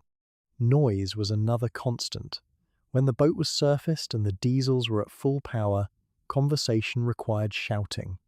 When the boat dived and switched to electric motors, the silence became its own kind of pressure, every sound magnified, every ping of the hull against the water's thermal layers carrying an implication. A pinging from outside the hull, rhythmic and searching, meant an Allied escort was overhead with its sonar. The crew would then go to absolute quiet, shutting down every non-essential system, slowing the boat to bare steerage way, standing still in the dark and listening to the sound of a man somewhere above them, attempting to find them and kill them. They called this the nerves. Not all men had them in sufficient supply. Those who did not, the experienced crews and commanders knew how to identify quickly and how to manage quietly, without humiliation. The relationship between a commander and his crew on a U-boat was unlike almost anything else in the military experience of that war. Rank existed, and discipline was real, but the physical intimacy of the boat, dissolved many of the usual boundaries. A commander could see his torpedoman's hands shaking when the depth charges were close. His chief engineer could see when the commander had not slept in 36 hours. There was no performance of authority possible in a space where every man could observe every other man at all times. The commanders who succeeded had an instinct for this. They understood that their crew's confidence in them was not a formality to be assumed, but a living thing that had to be maintained, fed by competence and composure through every hour of every patrol. When the celebrated commanders came ashore, their crews spoke of them with a loyalty that went well beyond military obligation. Dönitz understood this dynamic and deliberately cultivated it at every level he could reach. He met returning boats at the dockside himself, standing on the pier regardless of the hour, in uniform, to greet each commander personally. He shook hands with officers and ratings alike. He conducted his debriefings in person, and at length not as bureaucratic procedure, but as genuine operational conversations, pressing for detail, acknowledging difficulties, extracting every lesson a patrol could yield. He corresponded directly with his commanders when they were at sea. He learned their quirks, their strengths, their fears. He was not simply their commanding officer. He was, by deliberate construction, the fixed point around which the entire submarine arm oriented itself. When a crew left on patrol, they were leaving the man who knew their names. When they came back, if they came back, he was there waiting. This was not sentiment, it was strategy. A crew that believed it was valued fought with a different quality of determination than one that felt expendable. The tonnage war these men were fighting had a human face on the other side that the logbooks did not record and the radio dispatches did not transmit. Every merchant ship that went down in the North Atlantic carried men who were not soldiers, who had no torpedo tubes and no depth charges, no armor, and in most cases no meaningful means of defending themselves. They were sailors, engineers, stokers, cooks, deckhands. They sailed in convoy, which gave them some protection, but the protection was imperfect, and the ocean was vast, and the nights were long. When a torpedo struck a laden tanker, the fire could be seen for many kilometers. Men in lifeboats watched their ships sink from distances close enough to hear the sound of the structure failing. The North Atlantic in winter does not permit long survival in open water. The cold worked quickly. Rescue, when it came, often came too late. The commanders in their towers sometimes saw what happened after their weapons hit. Some recorded it in their logs in clinical language, the language of a man constructing distance between himself and what he was witnessing. Others did not record it at all, which was itself a form of record. The culture of the submarine service was not built for confrontation with that particular reality, and Dönitz's debriefings focused on tactics, on convoy patterns, on escort behavior, on the technical performance of torpedoes. The men who sailed in the merchant marine existed in those briefings as tonnage. They existed in the Atlantic as something else entirely. Somewhere out at sea, sometimes within sight of each other, and sometimes hundreds of kilometers apart, both worlds ran in parallel. On one side, a submarine commander in an oilskin, gripping the bridge rail with both hands as the bow lifted through an Atlantic swell, scanning the darkness through binoculars for the silhouette of a mast. On the other side, a watch officer on a merchant vessel, doing exactly the same thing in reverse scanning for the low black shape of a conning tower or the white line of a wake, or nothing at all until the moment the sea underneath him changed. Neither man had chosen to be in this particular relationship with the other. Both were doing what the war had asked of them, in conditions that eroded a man methodically and without apology. By the middle of the conflict's early years, the aces had begun to develop something that their more cautious colleagues in the high command found uncomfortable, a kind of celebrity that sat uneasily with military discipline. Their faces were known. Their personal tallies were public knowledge, broadcast and celebrated as evidence of Germany's naval power. Dönitz managed this carefully, understanding that the propaganda value of individual heroes was real, but that the danger of commanders who began to believe their own myth was equally real. A submarine commander who started to feel invulnerable made errors that a humble man did not. The sea had a way of correcting that belief with finality. The Atlantic's account, in the long run, came to balance. What Dönitz had built in these years was not simply a fighting force. He had built a culture, a closed, intensely loyal, technically proficient world that believed in its mission with a sincerity that had very little to do with the political apparatus that directed it. The men who crewed the boats were not, for the most part, ideologues. They were sailors. They had been given a job that demanded everything a man possessed, and they had given it. The fact that the job was part of a war of unprecedented destruction, directed by a regime whose character was becoming impossible to misread, was a contradiction that most of them held at a distance for as long as they could. What they knew for certain was the boat, the ocean, the commander standing on the pier, and the patrol that would come again. Everything else was, in the 40-odd meters of a flooded pressure hull somewhere beneath the surface of the North Atlantic, very far away. While Wolfpack attacks tore through convoy columns in the North Atlantic, a different kind of war was being waged in the silence of rooms that smelled of paper and cold tea. No torpedoes, no depth charges, no freezing spray.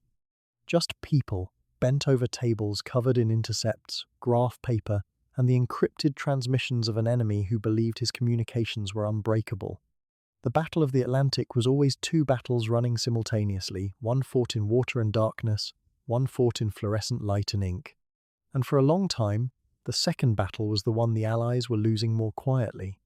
The Operational Intelligence Centre sat beneath the Admiralty in London, and it was not a glamorous place. It was a working room, cluttered, pressured, and staffed by people who understood that every hour of delay between an intercepted signal and a tactical decision could mean a convoy steaming directly into the throat of a wolf pack. The centre served as the nerve junction where raw intelligence from multiple sources, aerial reconnaissance, signals intercepts, survivor reports, decrypted traffic where it was available, was processed into something an operations officer could actually use. Its value was entirely dependent on the quality of its inputs. In the early years of the war, too many of those inputs were missing, degraded, or arriving far too late. The analysts knew what they needed. Getting it was another problem entirely. The Germans communicated through a machine called Enigma, an electromechanical cipher device that scrambled text through a series of rotating wheels and a plug board, producing encrypted output that changed with every single key press. Naval Enigma, the variant used by Dönitz's submarine force, was considered by its operators to be effectively impenetrable. The number of possible configurations ran to figures that exceeded any realistic attempt at exhaustive mechanical search. The Germans were not arrogant in this belief without reason. They were right that brute force alone would not crack it. What they had not fully anticipated was the combination of mathematical insight, captured physical material, and the particular kind of patient. Structured intelligence work that the British were quietly building at a requisitioned country house roughly 80 kilometres northwest of London. Bletchley Park had been drawing in linguists, mathematicians, chess players, and crossword solvers since before the war began. The work there was compartmentalised in ways that frustrated the people doing it. Each section understood its own piece of the problem without always seeing how the pieces connected. The naval section was wrestling with a specific difficulty that the Air Force Enigma team had begun to overcome. Naval operators were more disciplined, their procedures more rigorous, and the volume of traffic, while substantial, was harder to exploit through the cribs and operator errors that had cracked other variants. Naval Enigma needed something extra. It needed physical material, actual rotors, actual settings, sheets, actual key documents captured before the Germans could destroy them. And getting those required men to risk, and frequently lose, their lives in circumstances where speed and secrecy competed directly with survival. The story of Enigma captures is not a single dramatic episode but a series of them, each contributing a fragment of the material picture the codebreakers needed. Trawlers and weather ships operating under German naval authority carried Enigma equipment and codebooks. Damaged submarines, briefly abandoned by their crews before sinking, sometimes contained materials that boarding parties could retrieve at extraordinary risk. Each capture had to be concealed. The Germans could not be allowed to suspect that their machine had been compromised. because any suspicion would trigger a change in procedures that would throw the codebreakers back to zero. This produced a particular cruelty at the heart of Allied intelligence work. There were situations where acting too visibly on decoded intelligence would reveal that the intelligence existed. Operational decisions sometimes had to be distorted to protect the source, which meant that not every piece of knowledge could be immediately translated into ships saved. When naval Enigma decrypts were available, the operational impact was measurable and sometimes dramatic. Convoys could be routed around concentrations of wolf packs that Dönitz had positioned based on his own decoded intelligence about convoy movements. The Atlantic was wide enough, when the routing worked, to create distance between a convoy and the patrol lines waiting for it. The Operational Intelligence Center developed a practice of tracking every known or estimated submarine position on a large plotting table, updating it as signals came in, and using that picture to advise convoy routing on a near-continuous basis. On the days when the intelligence was good and the routing held, ships arrived safely at destinations that might otherwise have been approached through a gauntlet. The difficulty was that the intelligence was not always good, and it was never guaranteed. The relationship between Bletchley Park and the Operational Intelligence Center was one of the most important working partnerships of the entire war, and it was built on mutual dependency rather than any formal hierarchy. The codebreakers needed the naval section to tell them what signals mattered most, which submarine commanders were most active, and what operational context would help them identify probable plaintext for their mathematical attacks. The naval analysts needed Bletchley to turn intercepts into readable text quickly enough to be tactically useful. Both sides understood that a decryption that arrived 12 hours too late was a decryption that had not arrived at all. The pressure to work faster was constant, but speed could not be allowed to produce errors. A misdirected convoy based on a misread decrypt was not a neutral outcome. Running alongside the cryptographic effort was a technology that worked on a completely different principle and did not require any breakthrough of enemy ciphers. High-frequency direction finding, known within the Allied naval community by the shorthand HF, DF, and spoken aloud as Huff-Duff, exploited a fundamental operational requirement of Wolfpack tactics. The submarines had to talk to each other and to Dönitz.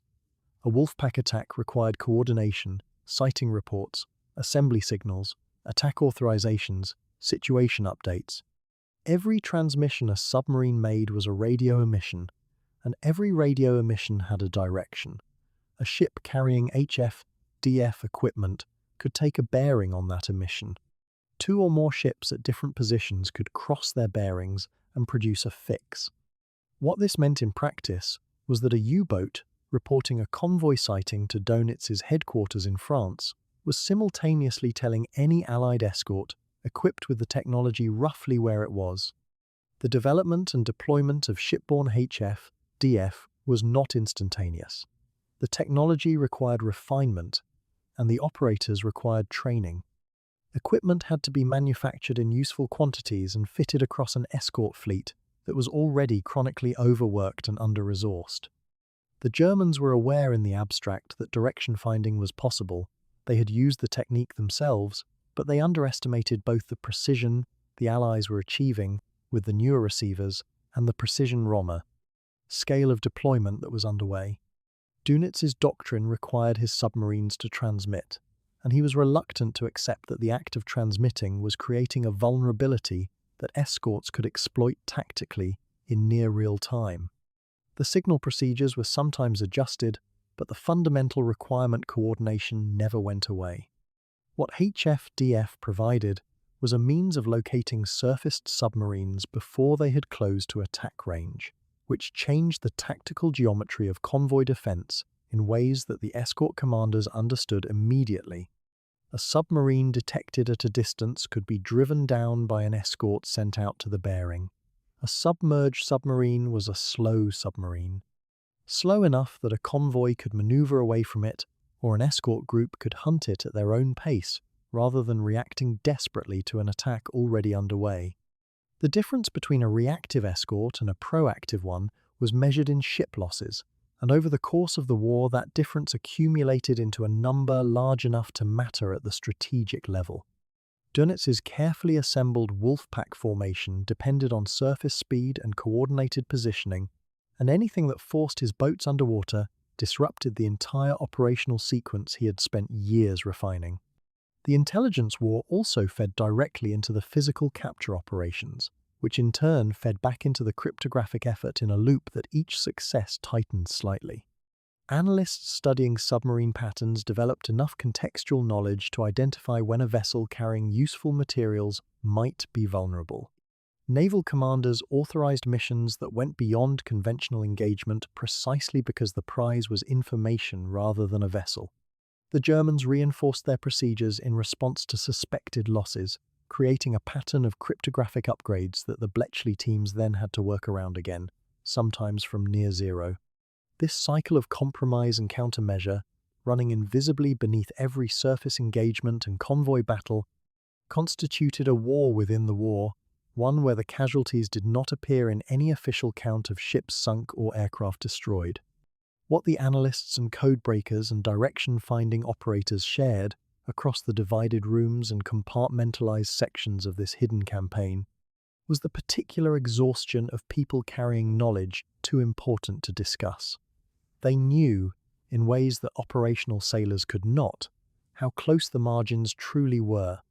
They could see, on their plotting tables and in their decrypted signals, the gap between what Dönitz needed and what he had, and equally, the gap between what the Allies had and what they needed to close the battle. The Atlantic had not yet been decided. The tonnage numbers were still moving in a direction that should have alarmed anyone reading them clearly. But the instruments that would eventually turn those numbers were being quietly assembled, tested, and trained in buildings that did not appear on any wartime map the public would ever see. When the Japanese bombs fell on Pearl Harbor on the 7th of December, 1941, the war that Karl Dönitz had been fighting in isolation suddenly became something larger. The United States, with its colossal industrial capacity and its vast Atlantic coastline, was now formally at war with Germany. For the Allies, America's entry was the moment the scales of the conflict began, slowly and painfully, to tilt. For Dönitz, it was something else entirely. It was an opportunity, one he had been thinking about for months, quietly calculating, waiting for the moment it would arrive. He did not waste time celebrating. Within hours of learning that Germany had declared war on the United States, he was already drafting operational orders. His proposal was simple and brutal in its logic. Dispatch a small force of his best long-range submarines, the larger Type 9 boats, capable of crossing the Atlantic and operating independently for weeks directly to American coastal waters. The American eastern seaboard was one of the busiest shipping lanes on Earth. Tankers carried oil northward from the Gulf of Mexico refineries to the industrial cities and naval ports of the Northeast. Freighters moved war material that would eventually reach Britain, and none of it, Dönitz calculated, would be protected. Not yet. The Americans had spent 2 years watching Britain fight and bleed, and still they had not built the institutional reflexes that convoy warfare required. That gap between knowledge and preparedness was where he intended to send his submarines. He named the operation Paukenschlag, a drumbeat, a thunderous opening strike. The name carried a certain confidence, even bravado, though the force Dönitz was able to commit was far smaller than he wanted. The demands of the ongoing North Atlantic campaign and the diversions the High Command had already imposed on his fleet meant that only a handful of submarines made the initial crossing. He had asked for a dozen or more. He received five boats to attack the eastern coast of the largest industrial nation on Earth. And yet those 5 boats, crossing the cold North Atlantic in January of 1942, would produce results that shook the Allied command to its foundations. What they found when they arrived was not a war zone, it was a peacetime coastline. American cities had not dimmed their lights. The resort towns and port cities of the eastern seaboard burned bright against the winter darkness. Neon signs, street lamps, the glow of waterfront warehouses and every merchant ship moving along the coast was silhouetted against that glow with extraordinary clarity. Submarine commanders who had spent months hunting convoys in the black North Atlantic, straining through periscopes for the faintest outline of a hull, now found their targets lit up like exhibits in a gallery. The hunting required almost no skill. Ships moved alone, without escorts, on predictable routes, at predictable speeds, fully illuminated by the lights of a country that had not yet made the psychological adjustment from peace to war. The sinkings began almost immediately, and the rate was staggering. Tankers went down within sight of shore, close enough that people standing on beaches occasionally saw the orange flash of an explosion on the horizon. Merchant sailors died in waters barely cold enough to kill, sometimes within swimming distance of land, while the infrastructure that might have saved them, rescue vessels, coordinated patrols, radio networks, barely existed in any organized form. The numbers climbed through January and into February and March, tallied in tonnage figures that Dönitz studied each morning with a focus that bordered on the clinical. He was not watching a battle. He was watching a calculation resolve itself in real time, and the results were telling him that his tonnage war might yet be won. The American Navy's response was, by any honest accounting, a failure of institutional pride as much as a failure of preparation. The British had spent 2 years developing convoy doctrine, losing ships and crews in the process of learning what worked and what did not. They had sent advisors, shared their hard-won operational knowledge, and pleaded with their American counterparts to implement coastal convoys before the submarines arrived. The advice was heard and largely set aside. The American naval establishment had its own traditions, its own hierarchies, and its own assumptions about how maritime war should be fought.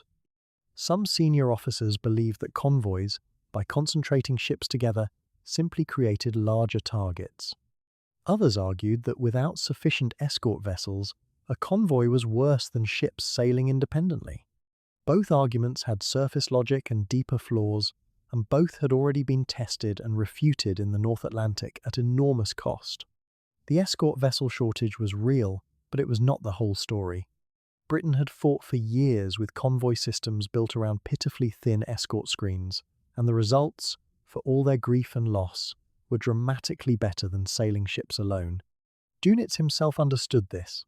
His entire Wolfpack doctrine was designed precisely to overwhelm those thin screens with coordinated numbers. A single submarine attacking an unescorted tanker in American coastal waters faced nothing at all, not even the pretense of a threat. Some of his commanders completed entire patrols without a single depth charge being dropped anywhere near them. They surfaced at night, attacked, submerged, moved on, and attacked again, working methodically down the coastline like men performing routine labor. The American public began to hear stories fragmentary, confused, officially minimized of ships sinking offshore. Newspapers carried reports carefully stripped of operational detail. The merchant marine buried its dead quietly, but the scale of what was happening could not be entirely hidden. Along stretches of the Atlantic and Gulf coasts, oil washed ashore, debris appeared on beaches. The smell of burning fuel hung over harbour towns. People who lived near the water understood, in the way communities always do, that something terrible was unfolding just beyond what they could see, and that the authorities had not yet found an answer to it. Dönitz rotated his boats as efficiently as the distances allowed, pushing the Type 9 submarines hard and supplementing them with additional boats as the campaign expanded southward into the Caribbean and Gulf of Mexico.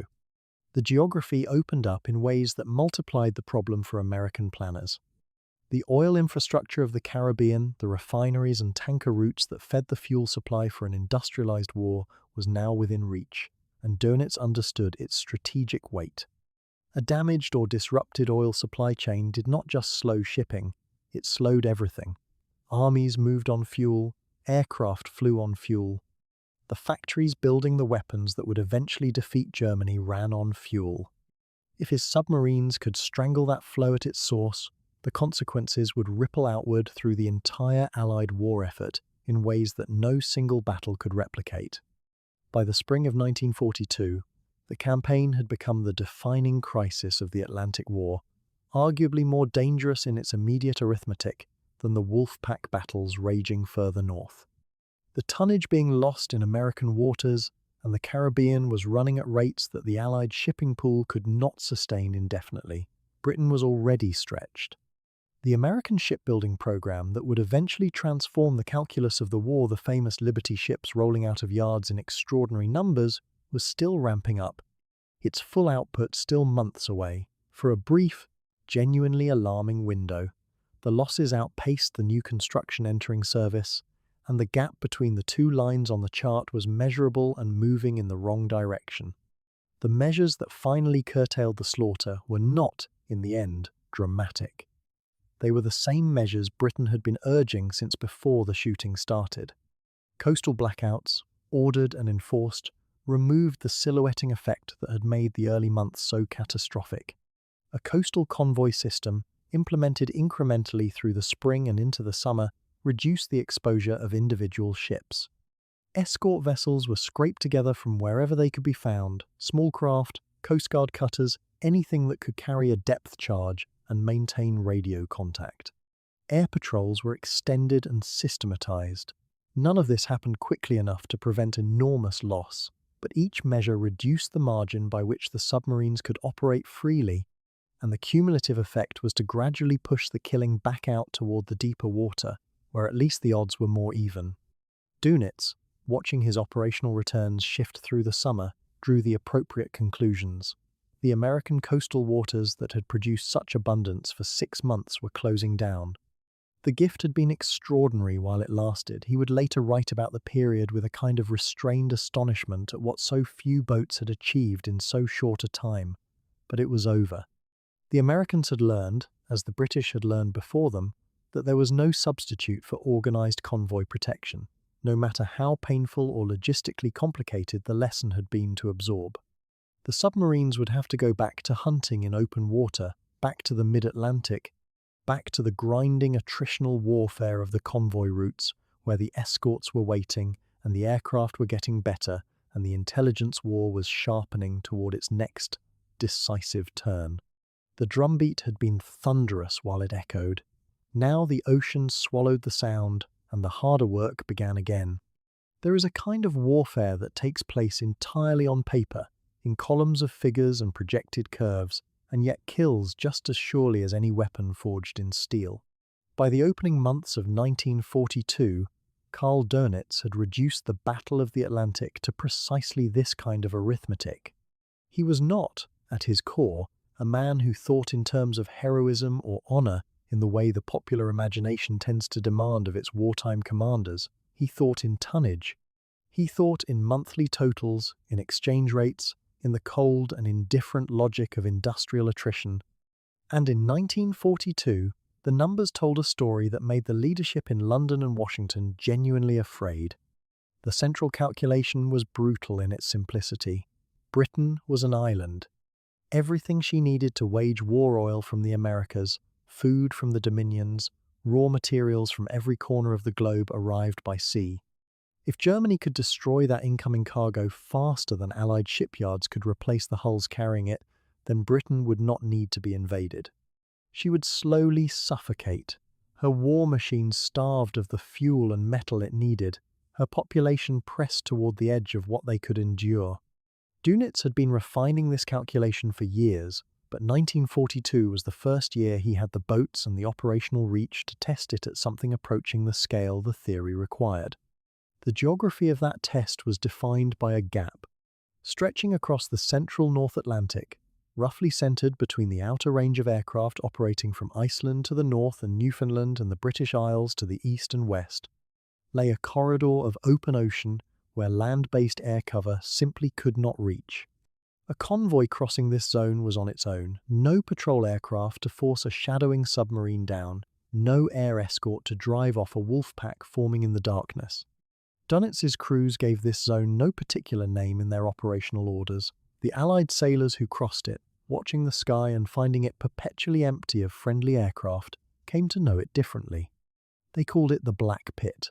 The name required no explanation to anyone who had sailed through it.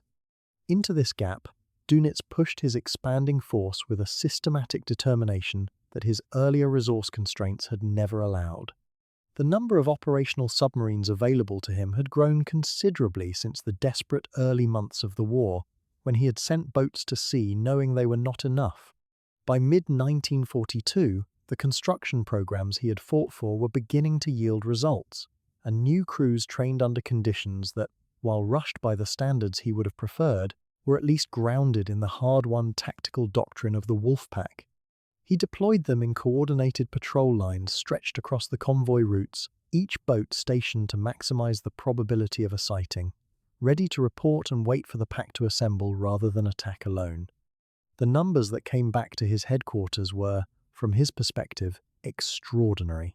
Allied shipping losses in 1942 would eventually surpass 6 million tons across all theaters.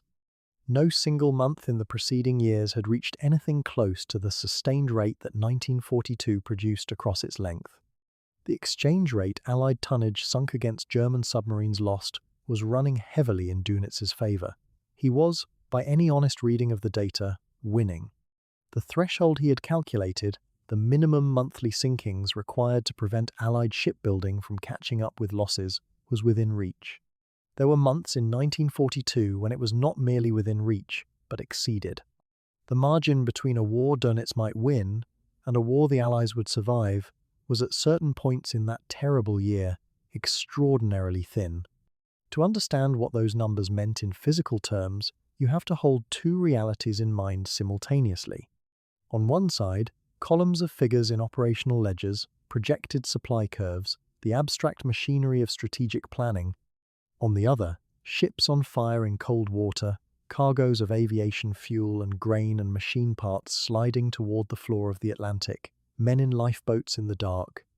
Every ton of Allied shipping that Dönitz's submarines destroyed was also a human story merchant sailors who had sailed into the North Atlantic not as combatants in any conventional sense, but as working men doing a job that had become, without ceremony or acknowledgement, one of the most dangerous occupations the war could produce. The mathematics of annihilation were real mathematics, but they were also something else. Yet the other side of that ledger was also changing, and changing in ways that would ultimately prove decisive. Though decisive is not the right word for a process this slow and grinding and uncertain as it was unfolding. The United States, having entered the war in December of the previous year, brought with it an industrial capacity that no European power could match, and that Dönitz understood posed the fundamental long-term challenge to everything he was trying to accomplish. American shipyards had been retooling and expanding since well before Pearl Harbor, and now that expansion was producing results. The Liberty ship program, conceived as a blunt instrument for mass-producing cargo vessels quickly and cheaply, was accelerating toward a rate of output that began to insert itself into the tonnage calculations in ways that could not be ignored. The Liberty ship was not an elegant vessel. Naval architects who prided themselves on their craft viewed it with a mixture of resignation and professional discomfort. It was standardized, prefabricated in sections, welded rather than riveted, designed to be built fast rather than built to last. Some of them suffered catastrophic structural failures in heavy seas, their welded hulls cracking under the stresses of the North Atlantic winter in ways that a riveted ship might have absorbed.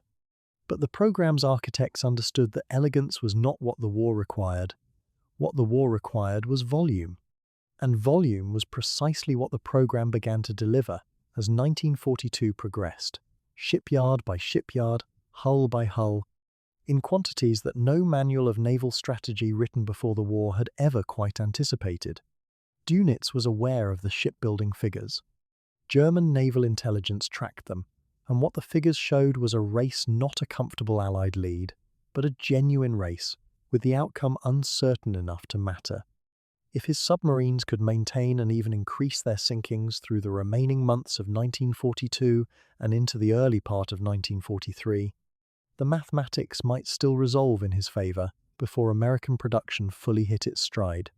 The window was real, it was also closing.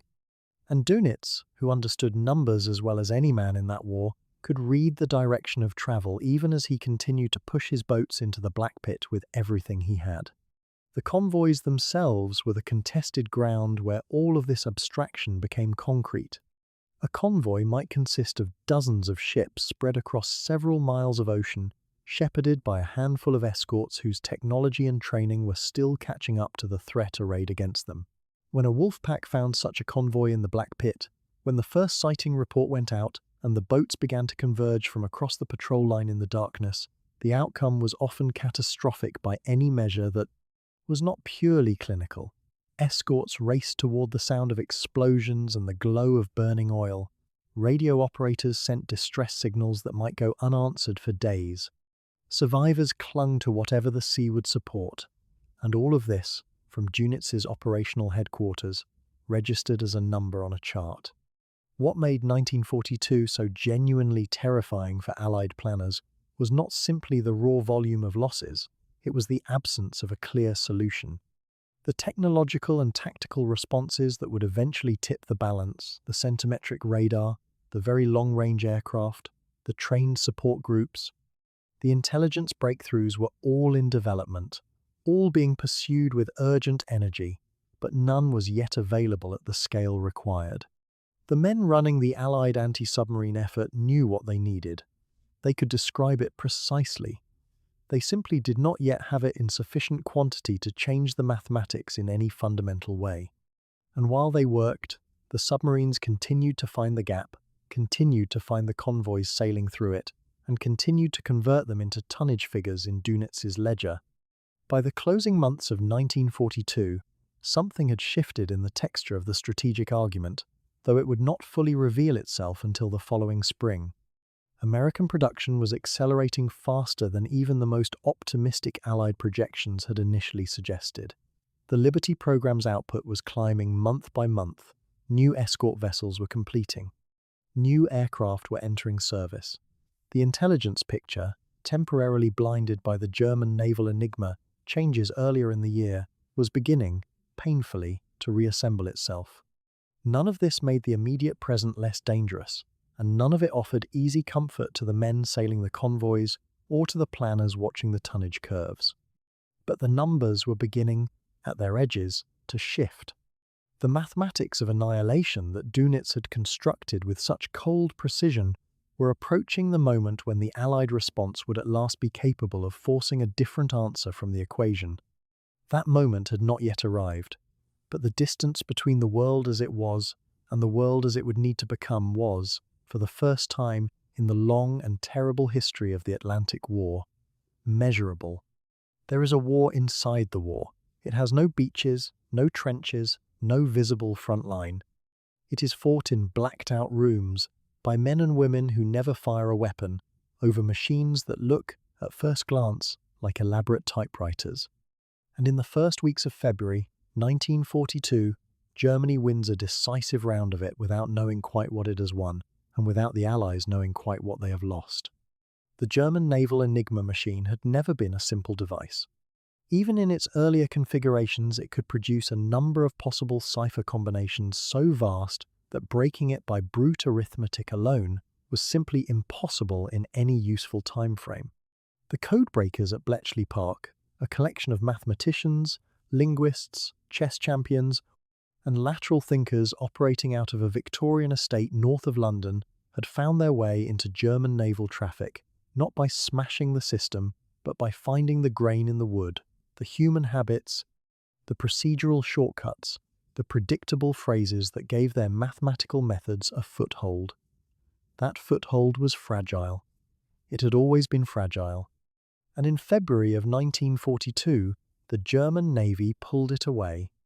The change was, mechanically, a single step. A fourth rotor was added to the naval Enigma machines used for submarine communications. The existing three-rotor machine had already generated a combinatorial space that staggers the imagination. Adding a fourth rotor did not merely extend that space, it multiplied it by a factor that rendered every existing technique at Bletchley effectively useless overnight. The Bombi machines, that had been laboriously constructed to test possible settings, could not, in their current design, account for the fourth rotor. The traffic kept flowing from German submarines and their shore commands, the signals kept filling the airwaves, but to the analysts staring at their intercepts in Hut 8, the words had become noise. The lights, as one account of the period put it, simply went out. Dönitz did not order the change with full knowledge of what Bletchley had been doing to his ciphers. The German signals security community suspected that naval Enigma may have been compromised in certain specific instances, particular operations that had gone wrong in ways that seemed to defy chance, but the full picture of Allied penetration remained unknown to them. The fourth rotor was introduced as a prudent upgrade, a sensible tightening of security for the most critical communications channel in the submarine war. What it achieved, from the German perspective, must have seemed almost immediately obvious, even if its cause was not. Wolf packs were vectored onto convoys with fewer interceptions than before. Operations that might have been disrupted by an escort commander who seemed to know too much now unfolded with greater freedom. The numbers, and in the Atlantic War, it always came back to numbers, began moving in a direction that pleased the command at Lorient, even as the reasons remained opaque. For the Allied side, the effect was catastrophic, and the diagnosis was slow in arriving.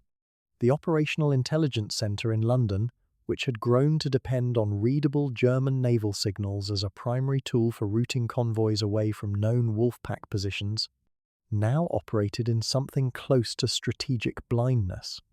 Convoy routing officers who had in better months been able to thread the needle between patrol lines they could read from decrypted traffic were reduced to educated guesswork.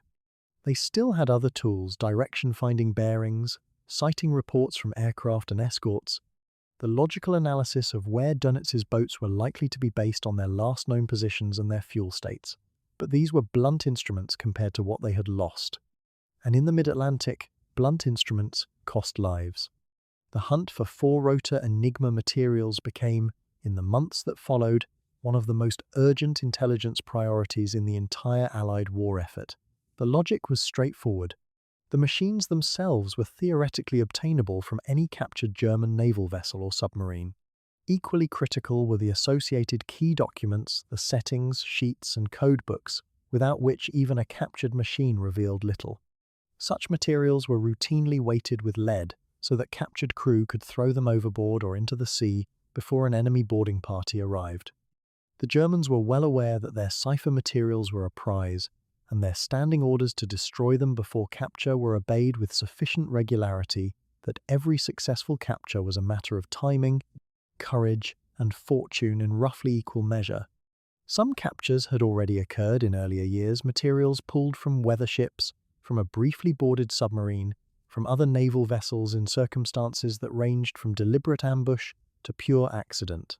Each yielded something useful to Bletchley, but the four-rotor problem required materials specifically tailored to the new configuration. The teams working in Hut 8, including a young mathematician whose formal contributions to the entire code-breaking enterprise were already foundational, worked on theoretical approaches to the problem in parallel with the operational search for physical intelligence. They understood that a purely mathematical solution to the four-rotor cipher, without hardware or key materials to guide them, might take longer than the war itself. The blackout lasted for the better part of 10 months.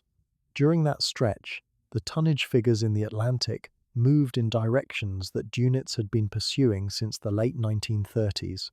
The mid-Atlantic gap, that stretch of ocean beyond the reach of land-based aircraft that had already earned the name the Black Pit, offered German submarines a killing ground where they could operate in something, approaching the freedom of the happy time. Convoy after convoy was attacked by wolf packs that had been directed into position by radio communications the Allies could no longer read. The escorts fought back as best they could, and their proficiency was growing, but they were fighting at a structural disadvantage created not by guns or torpedoes but by cipher, rotors, and mathematics. The recovery began through a combination of theoretical breakthrough and physical capture, neither of which would have been sufficient alone. The engineering teams supporting Bletchley worked to produce a modified bomb design capable of handling four-rotor traffic, a different and considerably more complex mechanical challenge than anything they had tackled before. At the same time, operations at sea continued to seek cipher materials with a specific urgency that was communicated from the highest levels of the Allied command. When a German submarine was caught on the surface and forced to abandon its crew in circumstances that allowed a boarding party to get below decks before the vessel sank, the resulting documents were rushed to Britain with a priority that overrode virtually everything else. The pieces came together gradually, incompletely, And then, in the closing weeks of 1942, with enough force to begin reconstructing the picture of German submarine movements that the blackout had erased.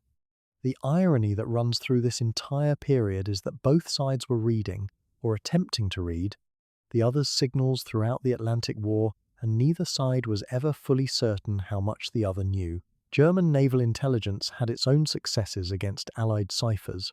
For periods of considerable duration, German analysts were extracting information from Allied convoy routing signals that helped Wolfpack commanders anticipate where targets would be.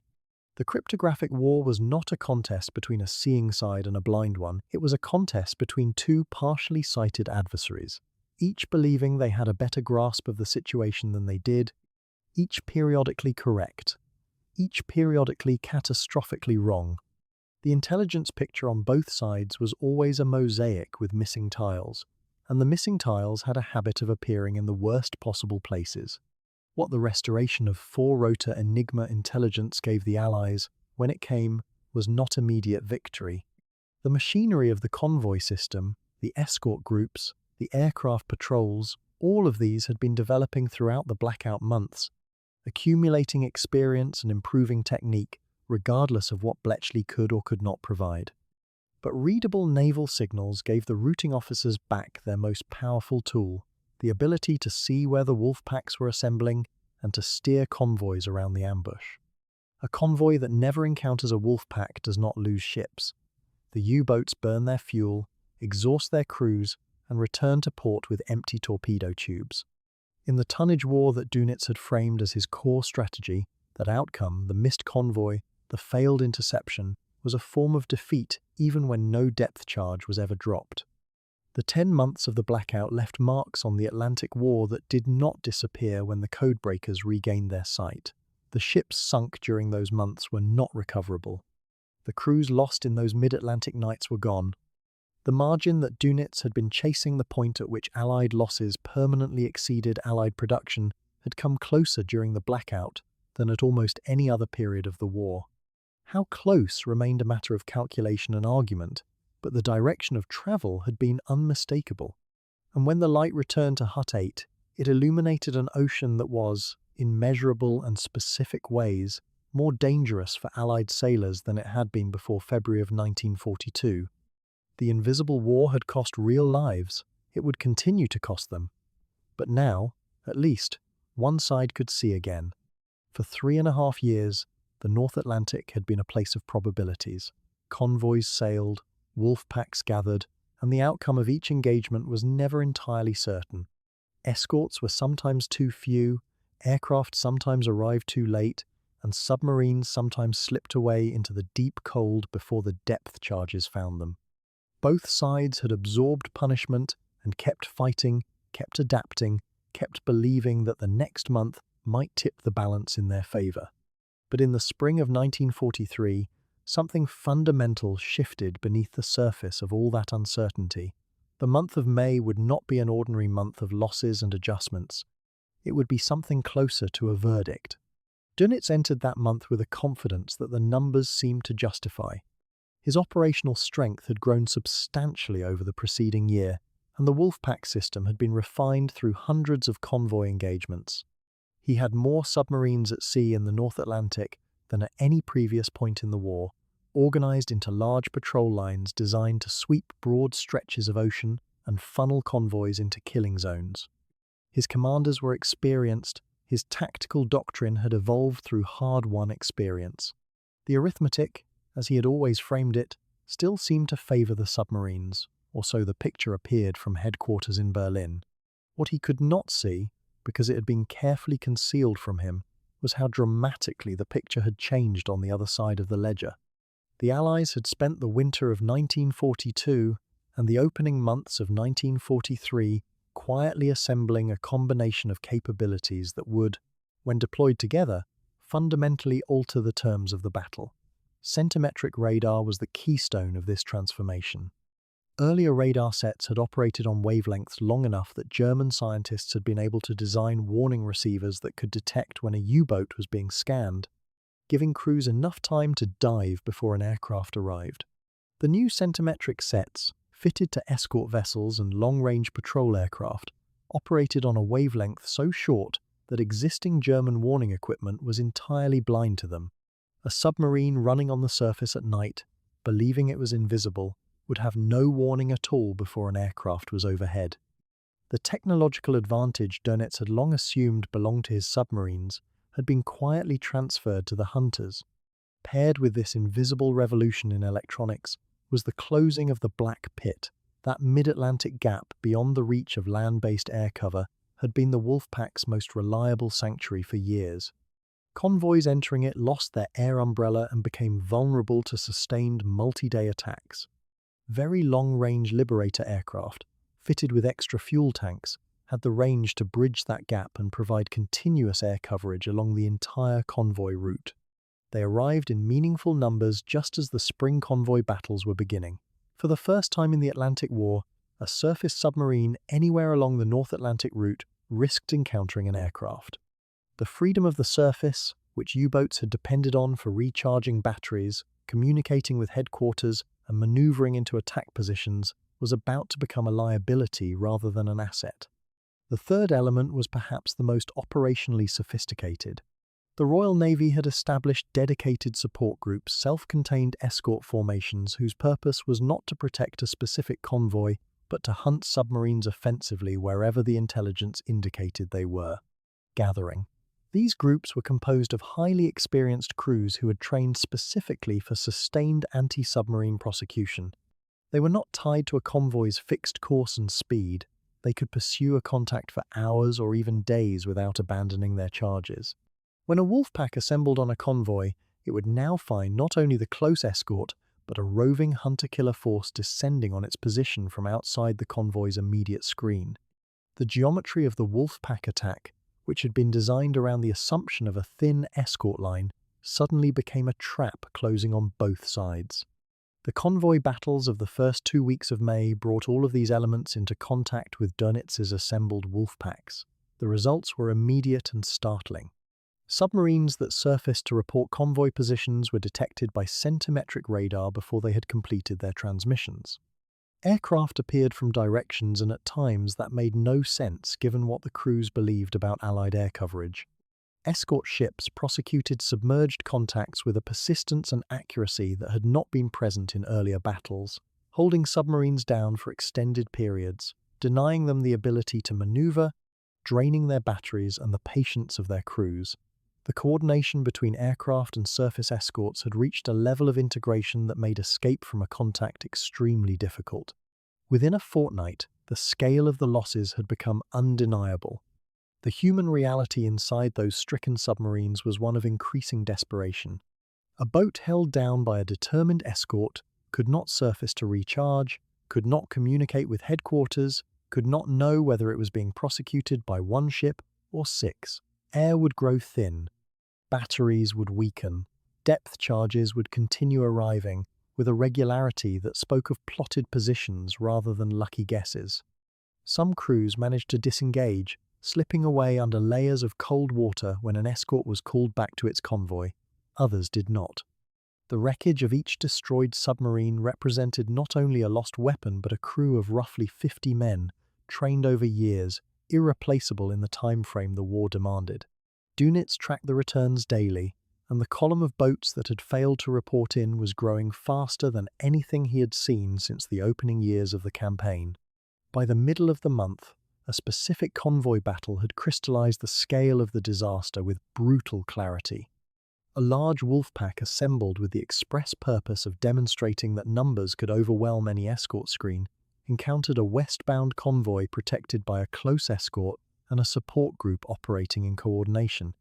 With aircraft flying from both sides of the Atlantic, over several days of engagement, the submarines scored some successes, sinking a number of merchant ships. But the price was catastrophic. The escort and aircraft teams prosecuted contact after contact, and by the end of the engagement, the Wolfpack had lost a significant number of boats, a toll that exceeded, in a single convoy battle, losses that in earlier years might have been spread across multiple months of operations. The exchange rate that Dönitz had always calculated so carefully had inverted completely. He continued to send his boats in, He had to, or at least that was the logic of the position he had placed himself in. To withdraw would be to concede that the Atlantic campaign, the strategic foundation of the entire German naval war, had failed. His commanders and crews were not cowards, they went where he ordered. But the operational reports arriving at headquarters told a story that could not be reframed or explained away. By the final days of May, the accounting was complete. In the course of a single month, the German submarine arm had lost more than 40 boats in the North Atlantic. The precise number was so far beyond anything in previous experience that some officers at headquarters initially questioned the figures. They were correct. The losses were real. Roughly 3/4 of the crews who went out that month did not return. Dönitz made his decision on the 24th of May, 1943. He ordered his submarines to withdraw from the main North Atlantic convoy routes. He framed the order carefully, in language that described a tactical redeployment rather than a retreat, a pause to regroup, to bring new weapons and new methods to bear before resuming the offensive. He was not wrong that new weapons were in development. The acoustic homing torpedo, the snorkel device, advanced new submarine designs, all were coming, though none were yet available in the numbers that would have been needed. The framing was operationally defensible. Strategically, it was a mask over a defeat from which the Atlantic campaign would never recover. What had broken was not courage, and it was not doctrine in isolation. What had broken was the combination of advantages that the Wolfpack system had always depended upon: freedom of the surface, immunity from air attack in the mid-ocean gap, radar warning ahead of detection, thin escort screens unable to maintain contact. Every one of those advantages had been stripped away, not by a single breakthrough, but by the patient assembly of multiple capabilities that the Allies had been building quietly for years. The codebreakers at Bletchley Park, the scientists developing centimetric radar, the naval planners who had structured the support groups, the American shipyards producing the liberators, none of them had known exactly when their work would converge. It converged in May of 1943, and it converged completely. There is a particular kind of silence that follows the withdrawal of a force that has been fighting in a place for years. The North Atlantic convoys continued to sail after the 24th of May. The escorts continued to sweep ahead and around them. The aircraft continued to fly. But the wolf packs were gone. Merchant sailors who had crossed that water for years, knowing that each voyage might be their last, now crossed it with a different kind of dread, not absent, but diminished. The sea had not changed. The cold and the weather and the endless grey distance were exactly what they had always been. But something that had lived beneath the surface of that water, something that had killed thousands of men and hundreds of ships and threatened the supply lines of an entire civilization, had retreated for the last time as an organized, strategic force. The battle would continue in other forms, in other waters, with new weapons and renewed determination. But May of 1943 was the month the Atlantic War ended, even though the war itself had nearly 2 more years to run. For years, the Bay of Biscay had been little more than a corridor, a stretch of grey Atlantic water between the French Atlantic ports and the open ocean, roughly 500 kilometers across at its widest point, crossed quickly, crossed routinely, crossed in the dark whenever possible. The submarines departing Lorient and Brest and Saint-Nazaire would push through it at speed, dive if an aircraft appeared, and emerge the other side into the vast operational waters where the real war was fought. Commanders thought of it the way a soldier thinks of a road march and inconvenience before the engagement, not the engagement itself. After Black May, that assumption died. The Allies had watched Dönitz pull his wolf packs from the convoy lanes, and they understood immediately what that withdrawal meant, not the end of the submarine threat, but its retreat to a place where it still had to pass.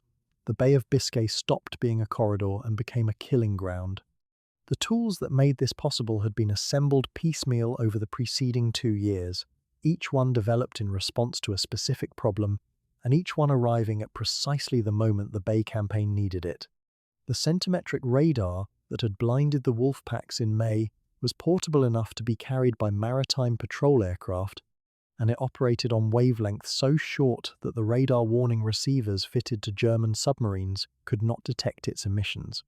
A boat running surfaced at night, recharging its batteries or transiting at speed, would see and hear nothing from its instruments, and then, without warning, a Sunderland or a Liberator would drop through the cloud base with a lee light blazing and the ocean around it suddenly brilliant white. The lee light was deceptively simple in concept. A powerful searchlight mounted in the aircraft's nose or under its wing, triggered in the final seconds of an attack run to illuminate the target after the radar had guided the crew most of the way in. Together, the radar and the light turned night, which submariners had always used as protection, into a trap. Dönitz read the mounting patrol reports with the same methodical attention he brought to everything. He could see the pattern in the numbers: boats lost in the bay, boats damaged, boats returning with their crews shaken and their hulls scarred by aircraft cannon fire. He understood that the transit route itself was under sustained, organized assault. His first response was entirely characteristic of how he had always approached tactical setbacks. He did not retreat from the problem, he attacked it. If aircraft were killing submarines because the submarines were surfacing alone in the darkness, then submarines would not surface alone anymore.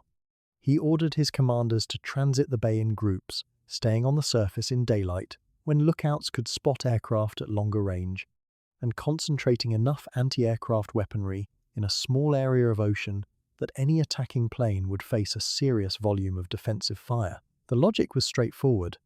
The execution would prove considerably more complicated. The anti-aircraft boats were a particular expression of this thinking. Several submarines were stripped of some of their torpedo capability and fitted instead with heavy anti-aircraft gun platforms, multiple rapid-fire weapons capable of putting sustained fire into the sky around them. These modified boats were assigned to escort other submarines through the danger zone, effectively acting as warships in miniature, daring Allied aircraft to come down and fight at low altitude. For a brief period, they worked well enough to seem like a solution. British aircraft pressed attacks, and some were shot down. There were engagements over the bay that looked, from a distance, almost like sea battles fought in the air submarines, holding their position on the surface, guns elevated, aircraft circling for angles, smoke and spray and the crack of cannon fire across water that had been quiet the moment before. It was a remarkable tactical improvisation, and it changed nothing permanently. The Royal Air Force and Coastal Command were paying attention. They had been paying attention from the moment the first anti-aircraft submarine appeared, and the adjustments they made were rapid, deliberate, and lethal. Multi-aircraft coordinated attacks replaced solo approach runs. If one aircraft drew the anti-aircraft fire at a high angle, a second could press in from a different bearing at low altitude while the submarine's guns were still tracking the first. Rocket projectiles, which could be fired from outside the range of the submarine's own weapons, allowed pilots to attack without descending into the volume of fire at all. The submarines that had seemed, briefly, to turn the tables found themselves caught in a geometry they could not solve. The advantage a surface warship holds over an aircraft's stability, heavy weapons. A crew that does not need to manage an aircraft at low level simultaneously evaporated when the aircraft simply refused to fight on those terms. Coastal Command understood that the sea was not its battlefield and acted accordingly. The deeper problem was one that no tactical adjustment could resolve. The bay had to be crossed. Every submarine Dönitz sent to sea and every submarine returning from patrol had to pass through that rectangle of hunted water, and the density of Allied aircraft operating over it increased steadily through the summer of 1943. The British had organised the bay patrol into something close to a continuous presence, with aircraft handed off in overlapping sectors so that the coverage had no predictable gaps. Dönitz could change the timing of his transits, push his boats through at maximum submerged depth during the most dangerous hours, or route them farther west to lengthen the crossing. Each option cost time, cost fuel, cost the operational range he could least afford to give up. There was no route that avoided the problem entirely. The bay was not a particular stretch of water that could be outflanked. It was geography, and geography does not move. The snorkel device offered one partial answer: though in the summer of 1943 it was still moving through development and not yet available to the boats being hunted. The principle was old, a breathing tube that allowed a submerged submarine to run its diesel engines at periscope depth rather than surfacing to recharge. But the engineering required to make it reliable in North Atlantic Sea conditions had proved demanding. For the crews crossing the bay through this period, that future solution was a piece of knowledge that offered no comfort at all. They crossed when and how they were ordered to cross, with the equipment they had, and they watched the sky with an intensity that became its own kind of exhaustion. Lookouts who failed to spot an aircraft far enough out to allow a crash dive were not failing through inattention. The aircraft were simply too fast, the radar too silent, the margin between sighting and attack too small to survive consistently. The intelligence dimension of the Bay campaign was running beneath all of this, mostly invisible to the men on both sides who were fighting and dying. Bletchley Park, its four-rotor Enigma problem finally broken by late 1942, was once again reading German naval traffic, and signals passed between Dönitz's headquarters and his boats at sea carried information that Allied controllers translated into patrol adjustments, vector corrections for aircraft already airborne, and convoy routing decisions made hours before a wolf pack could intercept. Dönitz suspected the Bay campaign's efficiency suggested something beyond routine detection. He had asked the question before about compromised communications and received reassurances from his signals intelligence staff. The reassurances were wrong. The aircraft that appeared seemingly from nowhere over a submarine holding a specific position were not lucky. They had, in many cases, been sent directly. The acoustic conditions of the bay also favored the hunters. Water temperature gradients that had sometimes allowed submarines to hide beneath thermal layers in deeper water were less reliably present in the shallower northern reaches of the crossing. Surface ships operating in coordination with aircraft could use sonar in conditions that were more consistent than those the submarine's commanders would have preferred. The bay was not a particularly large body of water compared with the North Atlantic proper, and the concentration of Allied assets in it meant that a submarine detected by one means had a reasonable chance of being held and attacked by another before it could escape. The interlocking nature of radar, sonar, aircraft, and surface escorts, each compensating for the blind spots of the others, was not an accident. It had been engineered through painful operational experience, and the bay was where it proved most visibly effective. By late summer of 1943, the losses in transit were sufficiently severe that Dönitz was forced to acknowledge that the bay itself had become as dangerous as the convoy routes he had withdrawn from in May. The same cold arithmetic that had driven the Atlantic withdrawal now applied to the corridor his submarines could not avoid. He ordered changes to routing, pushed more transits submerged even at the cost of battery range, and accelerated the development program for the snorkel. He continued to frame the situation publicly and in his communications downward through his command as a temporary disadvantage to be overcome by technology and will. Privately, his war diary reflected a man in the grip of an operational crisis that was not easing. The boats were still sailing, the losses were still climbing. What made the Bay campaign different from the convoy battles that had preceded it was its clarity. In the mid-Atlantic, the outcome of any given engagement had depended on weather, positioning, the skill of individual commanders, the hours of darkness available. In the Bay, the advantage was structural, and it belonged entirely to the Allies. They controlled the air, they had the intelligence, they had the radar, and they had the time the submarines had to cross, and crossing took days. That permanence, that sense of a balance not just tipped but fixed, was new. Dönitz had always operated on the belief that tactical ingenuity could compensate for material disadvantage, that a clever enough adjustment could restore parity until the next technological development arrived. The Bay in the second half of 1943 offered him almost no evidence that this remained true. Each adjustment he made was met, and met quickly. The arms race that had always defined the battle continued at its relentless pace, but for the first time, Germany was consistently losing each exchange before the next round had even begun. The men who crossed the Bay during this period crossed knowing the odds in a way that earlier crews had not. The knowledge was not hidden from them. They could count the boats that did not return from the patrols before their own, they could speak to crews who had come through with damage and dead, and they could look at a chart and understand that the water they were crossing was specifically, deliberately, continuously hunted. They sailed anyway, because the structure of military service and the weight of obligation and the specific psychology that Dönitz had spent years cultivating in his submarine arm meant that not sailing was simply not available to them as a concept. The bay had always been a place you crossed. The difference was that now, with every passing week, more of them did not reach the other side. When a commander refuses to accept that a battle is lost, one of two things follows. Either he finds a way to change the terms of the fight, or he sends men to die in a war that is already over. By the late summer of 1943, Karl Dönitz was doing both simultaneously, and he knew it. The catastrophe of Black May had stripped him of more than a strategic position. It had stripped him of the central assumption on which his entire career had rested, that a submarine on the surface of the ocean at night was effectively invisible, and that invisibility was power. The Allies had taken that assumption and broken it against their new centimetric radar, their closing air cover, and their hunter-killer groups. What Dönitz had left was a navy of steel tubes that could be found, fixed, and sunk before they could bring their weapons to bear. Any rational accounting of the situation pointed toward one conclusion. Dönitz refused the accounting and turned instead to his engineers. The German naval and scientific establishment had not been idle.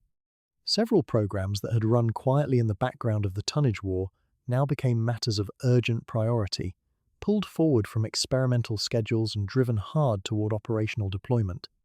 The pressure that came from Dönitz's office was not the vague pressure of a bureaucrat demanding faster results. It was specific, informed, and relentless, the pressure of a man who understood submarine warfare at a cellular level and who could see exactly which technical gaps were killing his crews. He wanted weapons and equipment that could reverse at least some of the advantages the Allies had accumulated. What he received were solutions that were genuinely clever, occasionally effective, and ultimately insufficient. The gap between those two things, between genuinely clever and ultimately insufficient, is where the final phase of the Atlantic battle was decided. The first of these innovations to reach operational submarines was the acoustic homing torpedo, known among German crews by a name that translated loosely as Wren. It was a weapon of real ingenuity.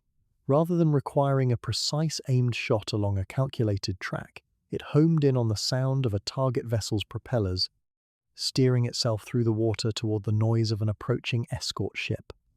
For escort commanders, this represented something close to a nightmare made metal. The ship that pressed an attack on a submerged U-boat was now potentially running directly into a torpedo that would follow its own propeller noise home. The first operational use of the acoustic torpedo produced results that reverberated through Allied anti-submarine command with genuine shock. Several escorts were struck, and the news spread through escort groups with the speed that bad news always travels. For a brief window measured in weeks rather than months, the acoustic torpedo restored a degree of offensive menace to submarines that had otherwise been reduced to the role of the hunted.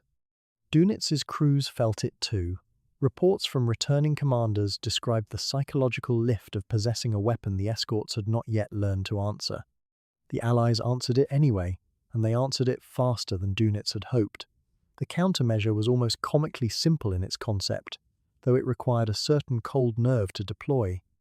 Escort ships began towing noise-making devices through the water behind them, devices designed to generate propeller-like sounds, louder than the ship itself.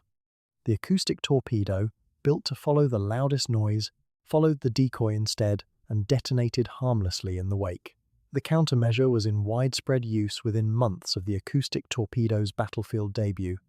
This cycle innovation, brief success, rapid Allied countermeasure would repeat itself across every new technology Dönitz introduced in this period, and it illustrated something fundamental about the nature of the technological race in the Atlantic's later years. Germany could generate ideas. It could not generate them faster than the Allies could generate responses, and it could not produce them in the quantities needed to overwhelm a defense that was growing more sophisticated with every month that passed. The snorkel device addressed a different problem entirely, and in some respects it was the more structurally important of the two innovations.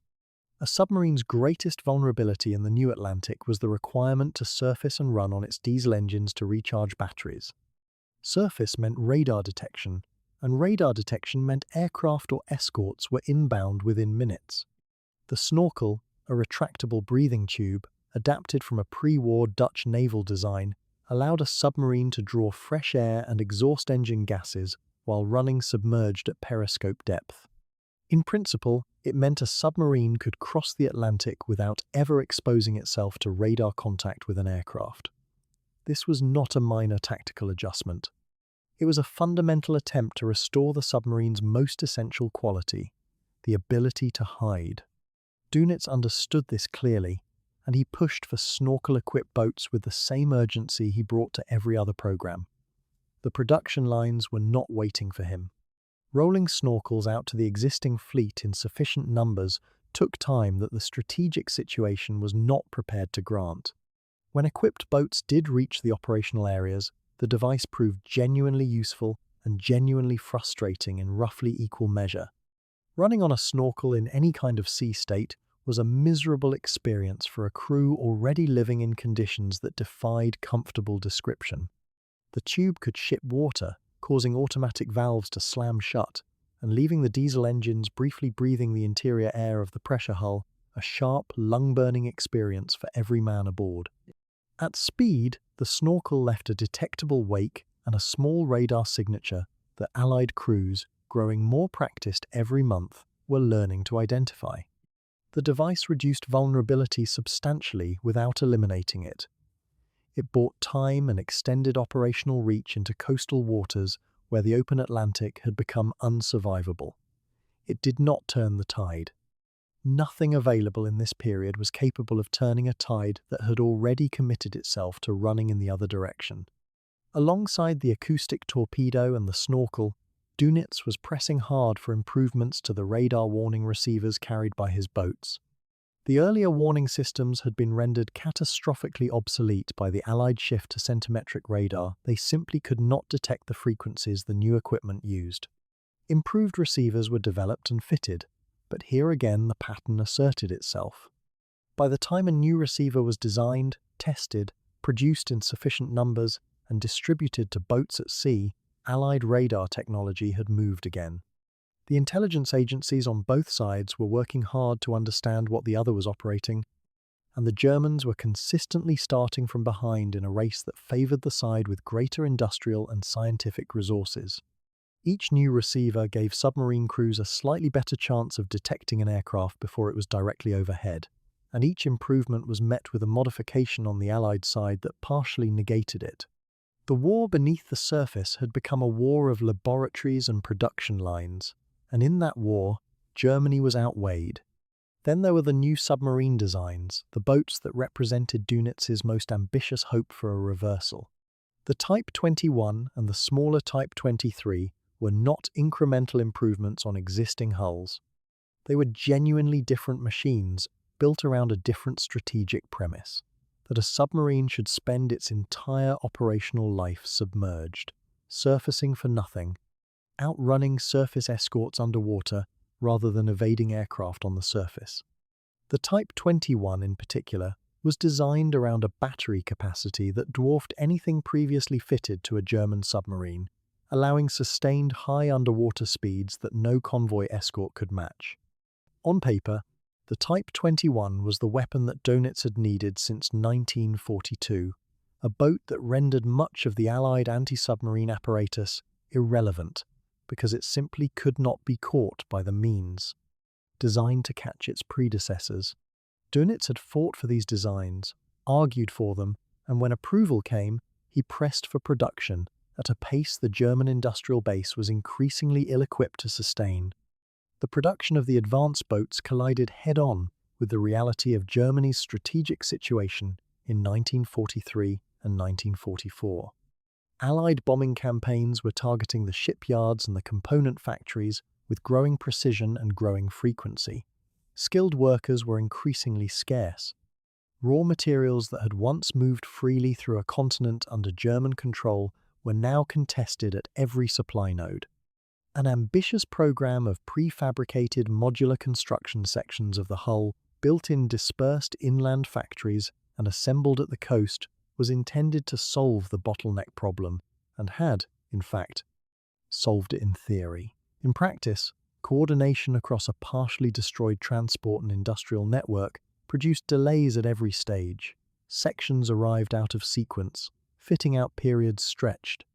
Crews were trained for boats that were not yet ready, then retrained as specifications changed.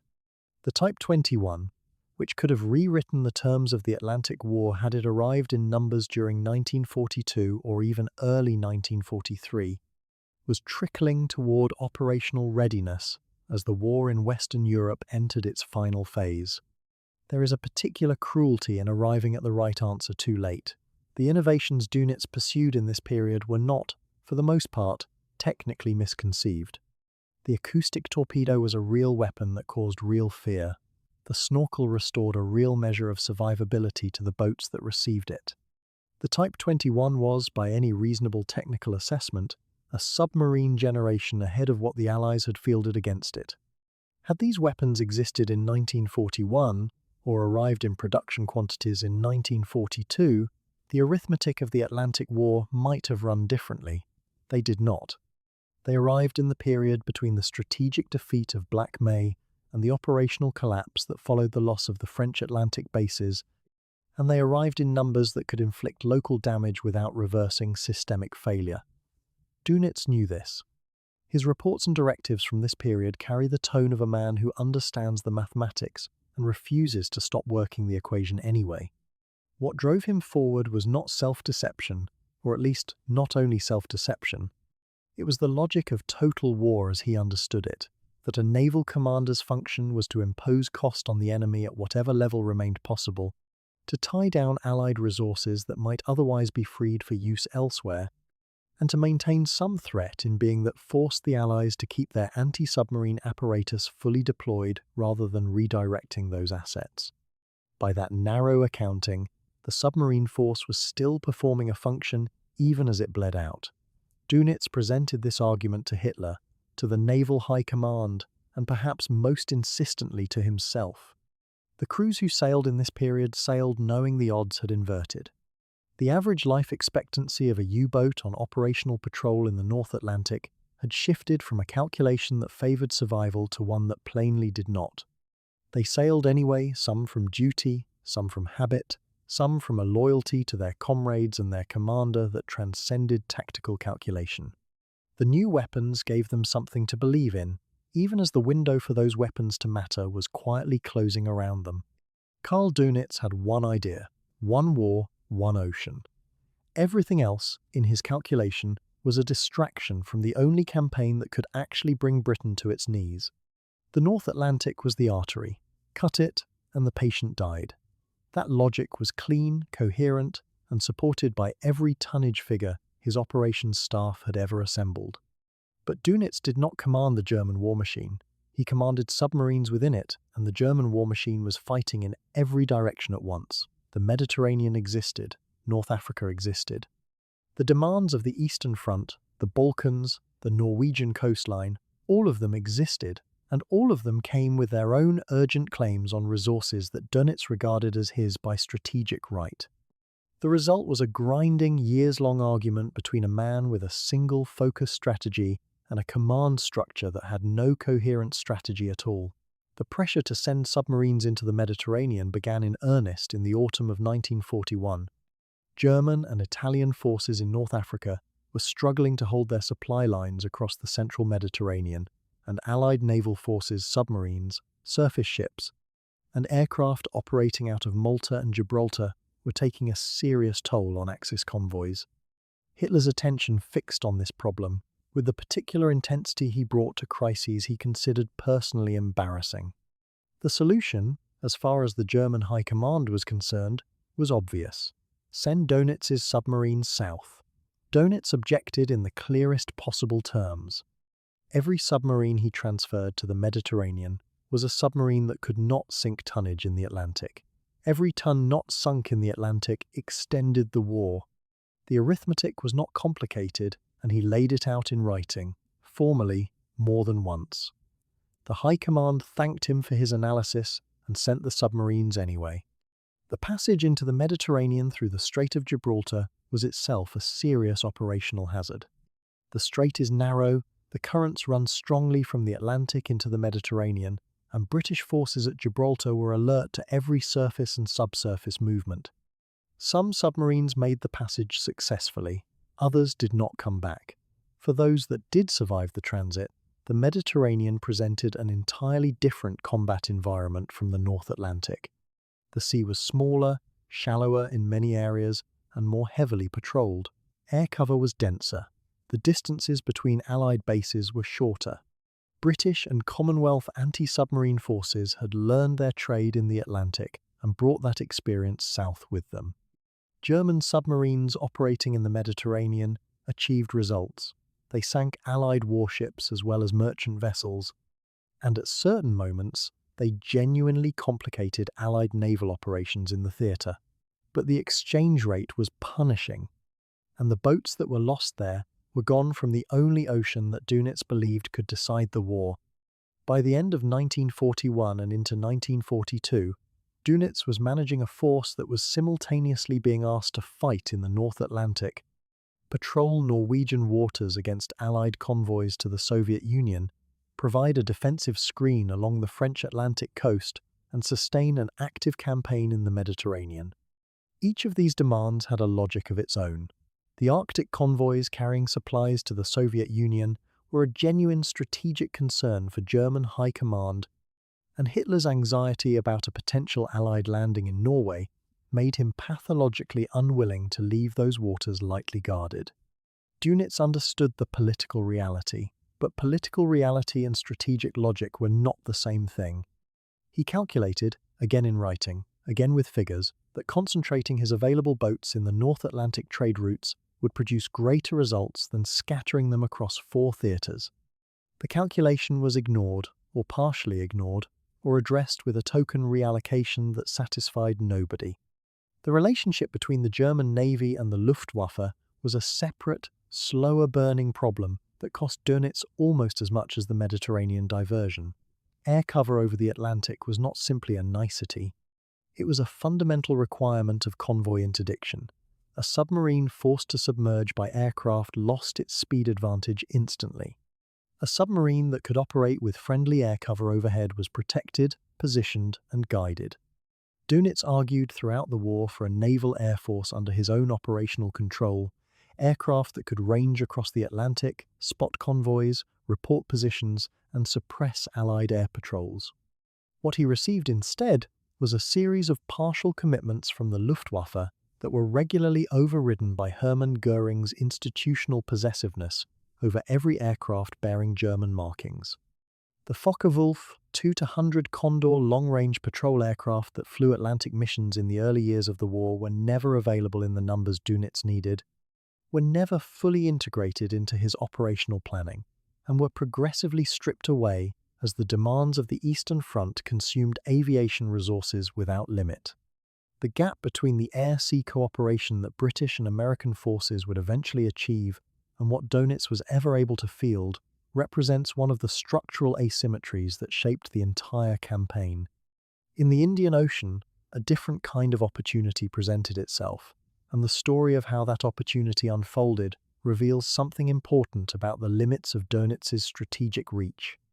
Long-range submarines operating far from Allied air cover, in waters where convoy organization was still immature, could achieve killing rates that recalled the first happy time in the North Atlantic. A small number of German boats operating in these distant waters, alongside submarines of Japan's Imperial Navy operating under a loose and poorly coordinated arrangement, sank significant tonnage in the Western Indian Ocean and along the South African coast during 1942. The sinkings were real, the disruption to Allied shipping lanes was real. But the force Dönitz could commit to these distant patrols was always limited by the sheer range involved, by the shortage of suitable long-range boats, and by the impossibility of sustaining a serious campaign across such distances without forward bases he did not have. The Indian Ocean raids were raids, not campaigns. They demonstrated what a larger, better supported force might have achieved, without ever becoming that force. The relationship with Japan was, in this context, a particular frustration. Germany and Japan were nominal allies, but the alliance was shallow in military technical terms, particularly at sea. There was no serious combined naval strategy in the Atlantic or Pacific. There was no sharing of the anti-convoy doctrine that Dönitz had developed. Japanese submarines, which operated in considerable numbers, were primarily used for fleet operations and did not pursue the kind of sustained commerce warfare campaign against Allied supply lines that might have compounded the pressure Dönitz was trying to exert. The two submarine forces fought parallel wars with almost no coordination, and the strategic opportunity that a genuinely integrated Axis submarine campaign might have represented was never realized. Dönitz noted this, as he noted most things, without being able to change it. Back in the Atlantic, the consequences of dispersal were felt in the figures his operations staff tracked every week. Boats on patrol in the Mediterranean were not boats in the Black Pit. Boats watching Norwegian fjords were not boats attacking convoy routes. Boats running supply missions to isolated garrisons were not boats sinking Liberty ships. The cumulative deficit was not dramatic in any single week, but across months and years it was visible in the gap between what Dönitz calculated he needed to sustain a decisive campaign and what he actually had. He had framed the Atlantic battle as a race against Allied shipbuilding capacity. To win that race, he needed his operational strength to remain above a minimum threshold at all times. The diversions, individually justifiable on their own terms, collectively held him below that threshold at precisely the period when Allied countermeasures were still underdeveloped and the window for a decisive campaign was still narrowly open. It would be too simple to say that the diversions alone cost Germany the Atlantic campaign. The problems ran deeper than that. The torpedo failures of 1939 and 1940, the slow growth of the submarine fleet in the pre-war years, the intelligence contest at Bletchley Park, the American shipbuilding miracle, the development of centimetric radar. But the diversion question sits at the heart of Dönitz's own understanding of why he lost. When he wrote his memoirs in later years, when he gave testimony, when he argued his case before the court of historical record, the Mediterranean diversion and the Luftwaffe's failure to provide air cooperation were among the central grievances he returned to. He was not wrong to raise them. The resources he was denied were real. The calculations he presented were not fabricated retrospectively. They were documented, formal, submitted at the time, and refused at the time. Allied anti-submarine forces in the Mediterranean and wider waters did not merely absorb submarines that might otherwise have fought in the Atlantic. They also gained experience. British and Commonwealth escort crews operating against German submarines in the Mediterranean built skills, tested equipment, and refined tactics in a theatre where the consequences of individual engagements were serious, but where the scale was smaller than the main Atlantic battle. Some of what was learned there fed back into the broader Allied anti-submarine effort. The Mediterranean was, for the Allies, a training ground that contributed to the eventual mastery they achieved. For Dönitz, it was simply where submarines went and did not come back. By the time the strategic balance in the Atlantic turned definitively against him in the middle of 1943, Dönitz had been fighting this internal argument within the German command structure for nearly 4 years. He had documented the arguments, filed the objections, attended the conferences, made the personal appeals. He was a precise and persistent man, and the record of his resistance to dispersal is thorough.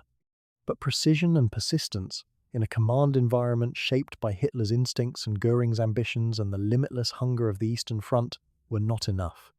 The Atlantic campaign was never fought with the resources Dönitz believed it required.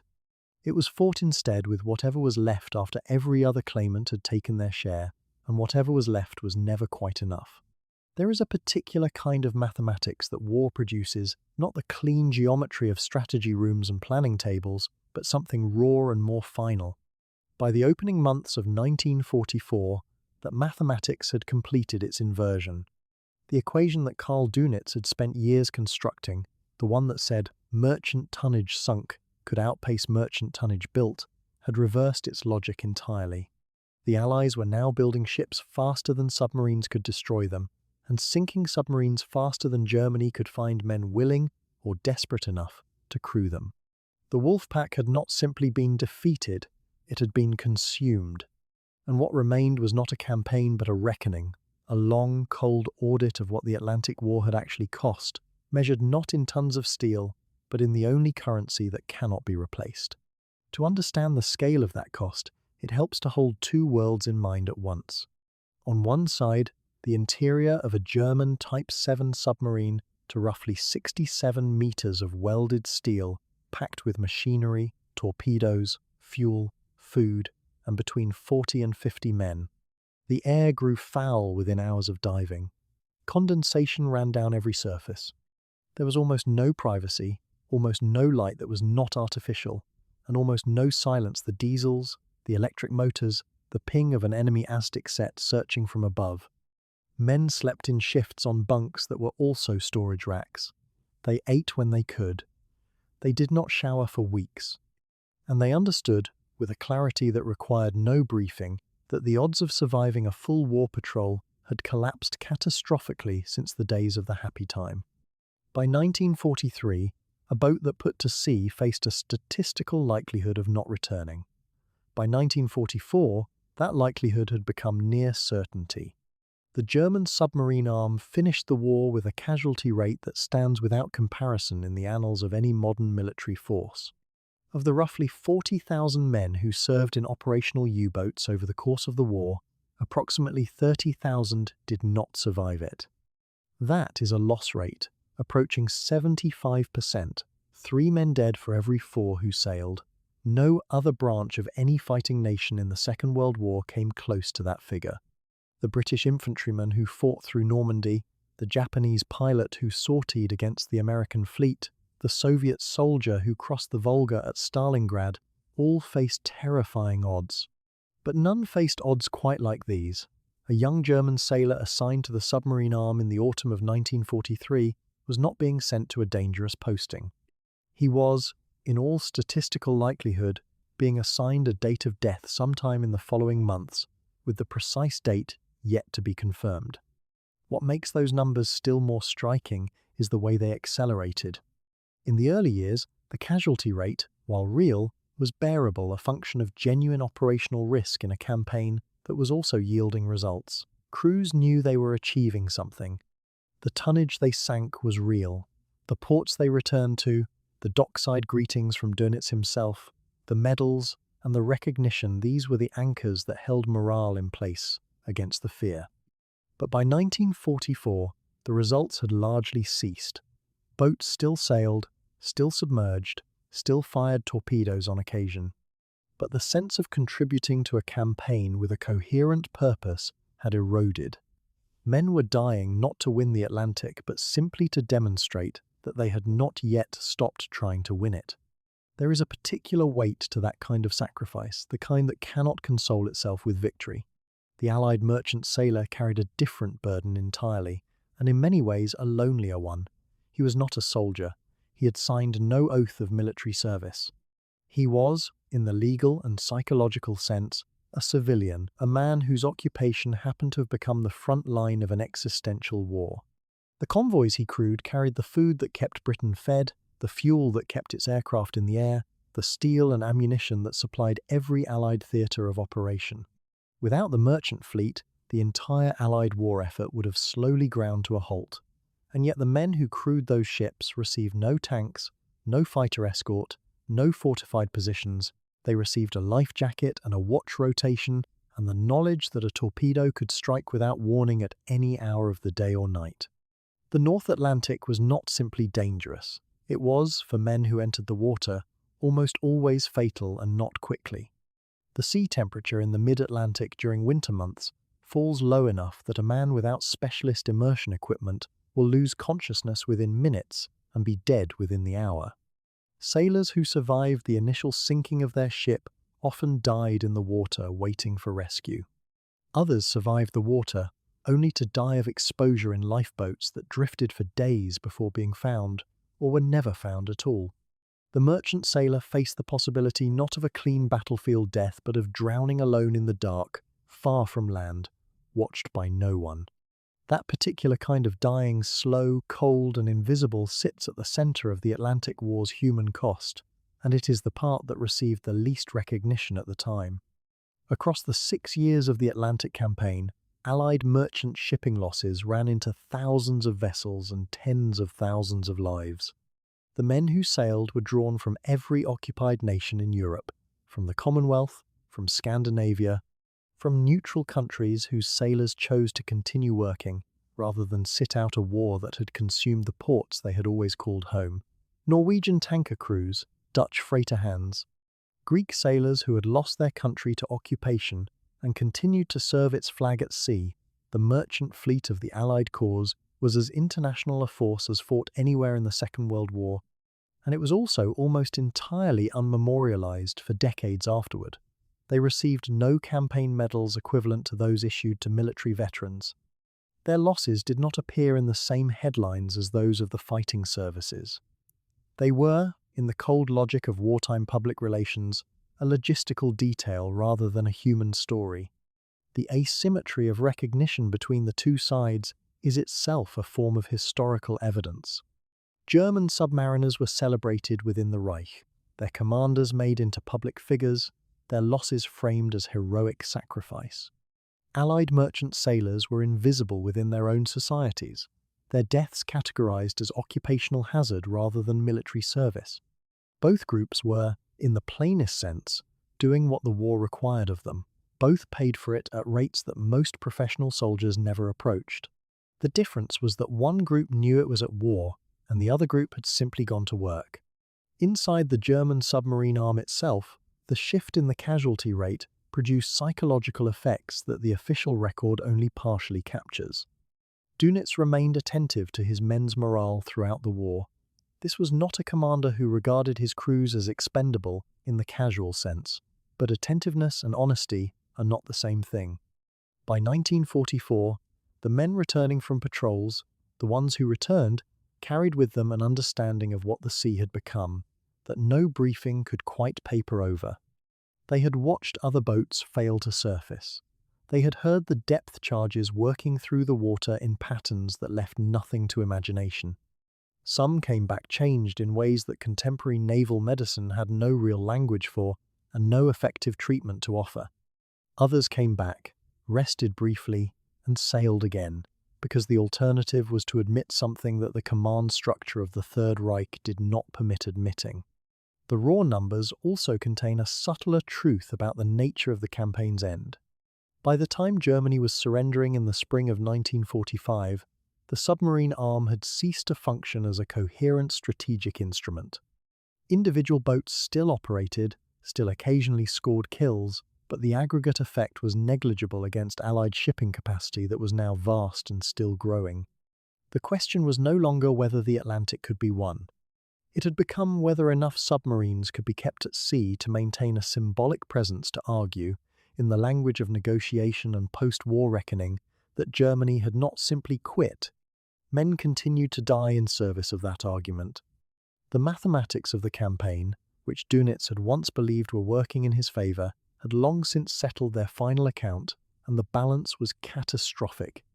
What the human ledger of the Atlantic War ultimately records is not a story of heroism on one side and cowardice on the other, nor of brilliant strategy defeated by fortunate technology. It records something more uncomfortable, that modern industrial warfare is capable of consuming human beings at rates that no ideology, no strategic objective, and no official narrative can fully dignify. The German submarine sailor who died in the North Atlantic in the winter of 1944 was not dying in the cause of victory. He was dying because the machinery of the campaign, once set in motion, had no mechanism for stopping itself before it had used up everything it was given. The Allied merchant sailor who died in the same waters on the same night was dying because someone had calculated that the supplies he was carrying were worth the risk, a calculation that was probably correct, and that provided his family with no particular comfort. Between those two facts, everything that the Atlantic war cost is contained. No number captures it. The ocean simply holds it, cold and patient and indifferent, as it always has. There is a particular kind of promotion that feels less like an honor and more like a sentence. When Karl Dönitz received word that he had been named Commander-in-Chief of the German Navy in the early weeks of 1943, he understood precisely what the appointment meant, not as a reward, but as the aftermath of someone else's catastrophe.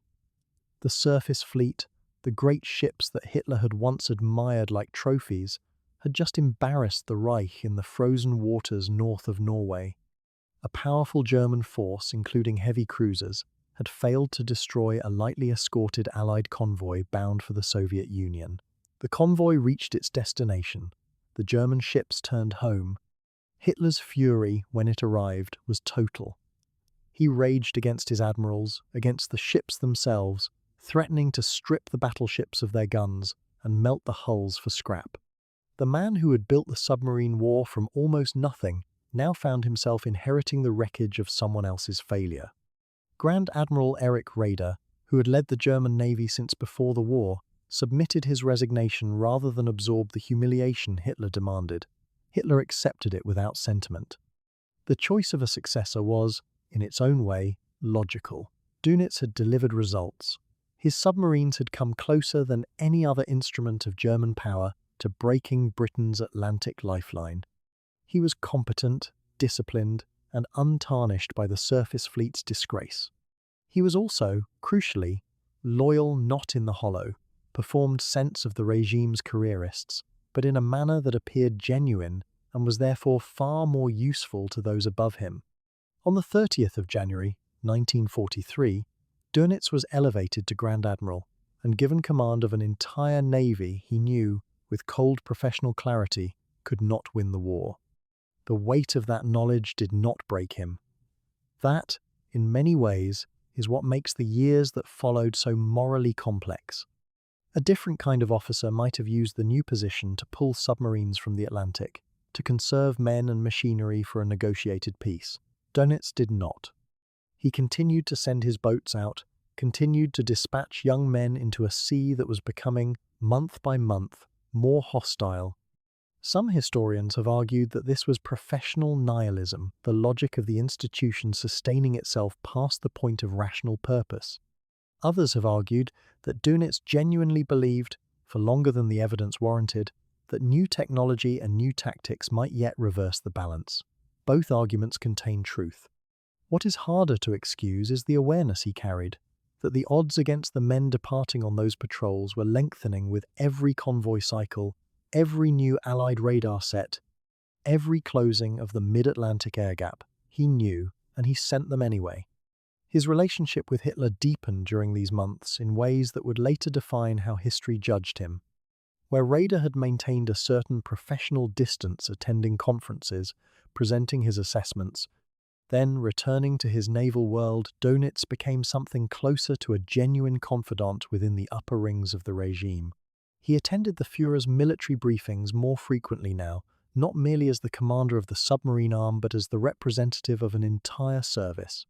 Hitler found in Dönitz a senior officer who did not waver, who did not present bad news in the hesitant, qualified manner of generals who feared the reaction. Dönitz reported his losses plainly, and then explained what he intended to do about them. Hitler, surrounded by men who either agreed too readily or argued too timidly, found this refreshing. The relationship that developed was one of mutual utility dressed as mutual respect. This proximity came with a price. To maintain access and influence, Dönitz gave ground in places he might once have defended more firmly. He accepted submarine diversions he knew were strategically wasteful. He endorsed priorities that served the regime's political needs rather than the Navy's operational ones. He delivered speeches to his crews that carried the language of the state, the duty to hold firm, the certainty of ultimate victory long after his private calculations told him that ultimate victory was no longer a realistic category. He was not, by any account, a man who engaged in the ideological excesses of the worst figures around him, but he inhabited the structure of the regime without visible resistance, signed orders that carried its authority, and lent his professional credibility to an enterprise whose criminal nature had long since ceased to be a secret at the highest levels of German command.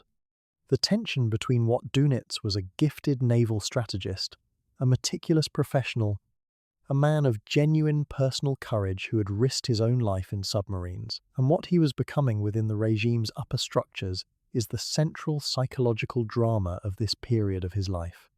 He had spent more than 2 decades building a doctrine, a force, a culture of submarine warfare. He had formed personal bonds with the captains who carried that doctrine into practice. He had, by 1943, lost enough of those captains to understand what grief wore as its uniform, and yet the machinery of command continued to turn, and he continued to operate its levers. The professional identity held. The ethical frame around it was bending under the weight of what the state required. Administratively, the new role consumed him in ways the submarine command never had. He was now responsible for surface ships he considered a strategic distraction, for coastal defenses, for naval logistics across theaters that stretched from the Arctic convoys to the Mediterranean to the rivers of the Eastern Front. He fought bureaucratic battles for resources with the kind of fierce, focused energy he had once directed at convoy routing and wolfpack coordination. He argued for the accelerated development of the advanced submarine types. His engineers had been promising the faster, deeper diving boats that might, in sufficient numbers, restore the initiative in the Atlantic. He pushed for the snorkel device, the acoustic torpedoes, the improved radar warning equipment. He did this not because he believed the war was winnable in any broad sense, but because the submarine war specifically might still be made to function, might still impose costs on the Allies that justified the resources his boats consumed. What Dönitz could not control, and what steadily eroded the platform beneath him, was time. The technological race he was running required months and years. The Allied industrial system was delivering new capabilities in weeks. The centimetric radar that had devastated his wolfpacks during Black May was already being supplemented by improved variants. The support groups of dedicated hunter-killer escorts were growing more experienced with each patrol. The very long-range aircraft were ranging further into waters that had once been sanctuaries. Dönitz understood this intellectually. His reports from the period show a man capable of reading the operational data with complete accuracy. The gap between his clear-eyed analysis and his continued prosecution of the campaign is where the tragedy and the culpability both reside. His captains, those who survived long enough to reach port and sit across from him in the debriefing rooms he had always insisted on conducting personally, were changing.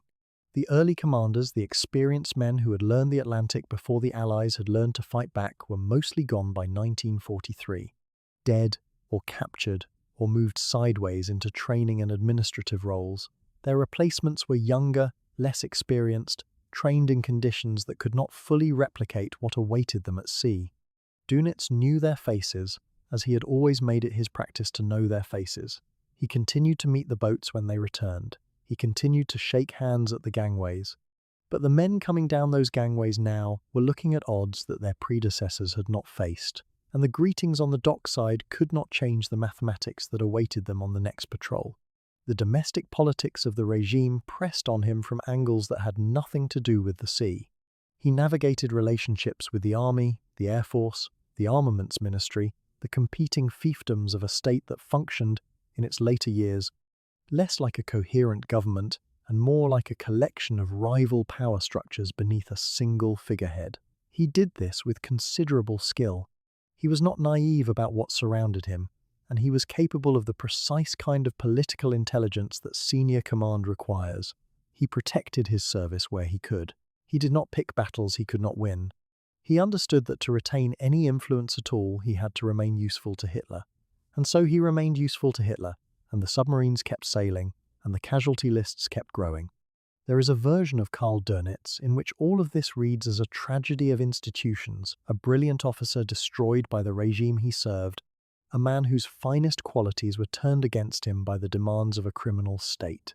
There is another version in which the choices he made, freely and repeatedly, foreclose any such sympathy. The historical record supports elements of both, which is precisely why the weight of this period refuses to resolve into a clean judgment. What is clear is that the Grand Admiral's uniform sat differently than the submarine commanders had. The earlier role had required courage and intelligence and tactical brilliance. This one required something far harder to evaluate in retrospect: the willingness to carry on commanding in full knowledge of what the command was costing and what it was serving. That knowledge, and what Dönitz chose to do with it, would follow him all the way to Nuremberg and beyond. By the autumn of 1944, the Atlantic Ocean had become, for a German submarine, something very close to a death sentence. The open water that had once been a hunting ground was now a kill zone, patrolled from above by very long-range aircraft carrying centimetric radar, hunted from below by destroyer escorts trained in offensive anti-submarine tactics, and watched from every shore by an intelligence apparatus that could read the ocean's movements almost before the submarines themselves knew where they were going. Dönitz understood this. He did not pretend otherwise, not in his private assessments, not in the operational directives that continued to flow from his headquarters. But understanding a situation and accepting its finality are different things, and Dönitz was constitutionally incapable of the latter. He sent his boats to sea anyway. He sent them because stopping would mean admitting that the campaign was finished, and because the wider war still demanded that submarines exist as a threat, pinning down Allied resources and escort vessels that might otherwise be redeployed elsewhere. The submarines sailed. Most of them did not come home. What changed in those final months was not the courage of the crews, and it was not, entirely, the number of boats at sea. What changed was geography. The open Atlantic was effectively closed. Dönitz redirected his submarines inward, away from the mid-ocean convoy routes where the hunter-killer groups waited, and toward the shallow, congested waters around the British Isles, the western approaches, the Irish Sea, the North Channel, the Bristol Channel, and the coastlines of Scotland and southern England. These were difficult waters for submarines and difficult waters for their commanders. The depths were shallow enough to limit evasion. The tidal patterns were unpredictable. The traffic was dense, but so were the defences, and the narrow geography meant there were fewer directions in which to run. Commanders who had learned their trade in the broad anonymity of the North Atlantic now had to navigate among sandbanks and coastal currents, while every hedgehog mortar and ASDIC set in the Royal Navy seemed to be within reach. It was a retreat disguised as a redeployment, and the crews who sailed into those grey shallows knew it. The instrument that made these inshore operations even marginally viable was the snorkel, the retractable air mast that allowed a submarine's diesel engines to run while the boat remained below the surface. Boats equipped with the device could now remain submerged for days, even weeks at a time, breathing without surfacing, charging their batteries without exposing themselves to the radar sweeps that had made night surface operations so lethal since 1943. It was not comfort. A boat running on the snorkel was miserable. The engines breathed irregularly. Carbon dioxide built up in the pressure hull.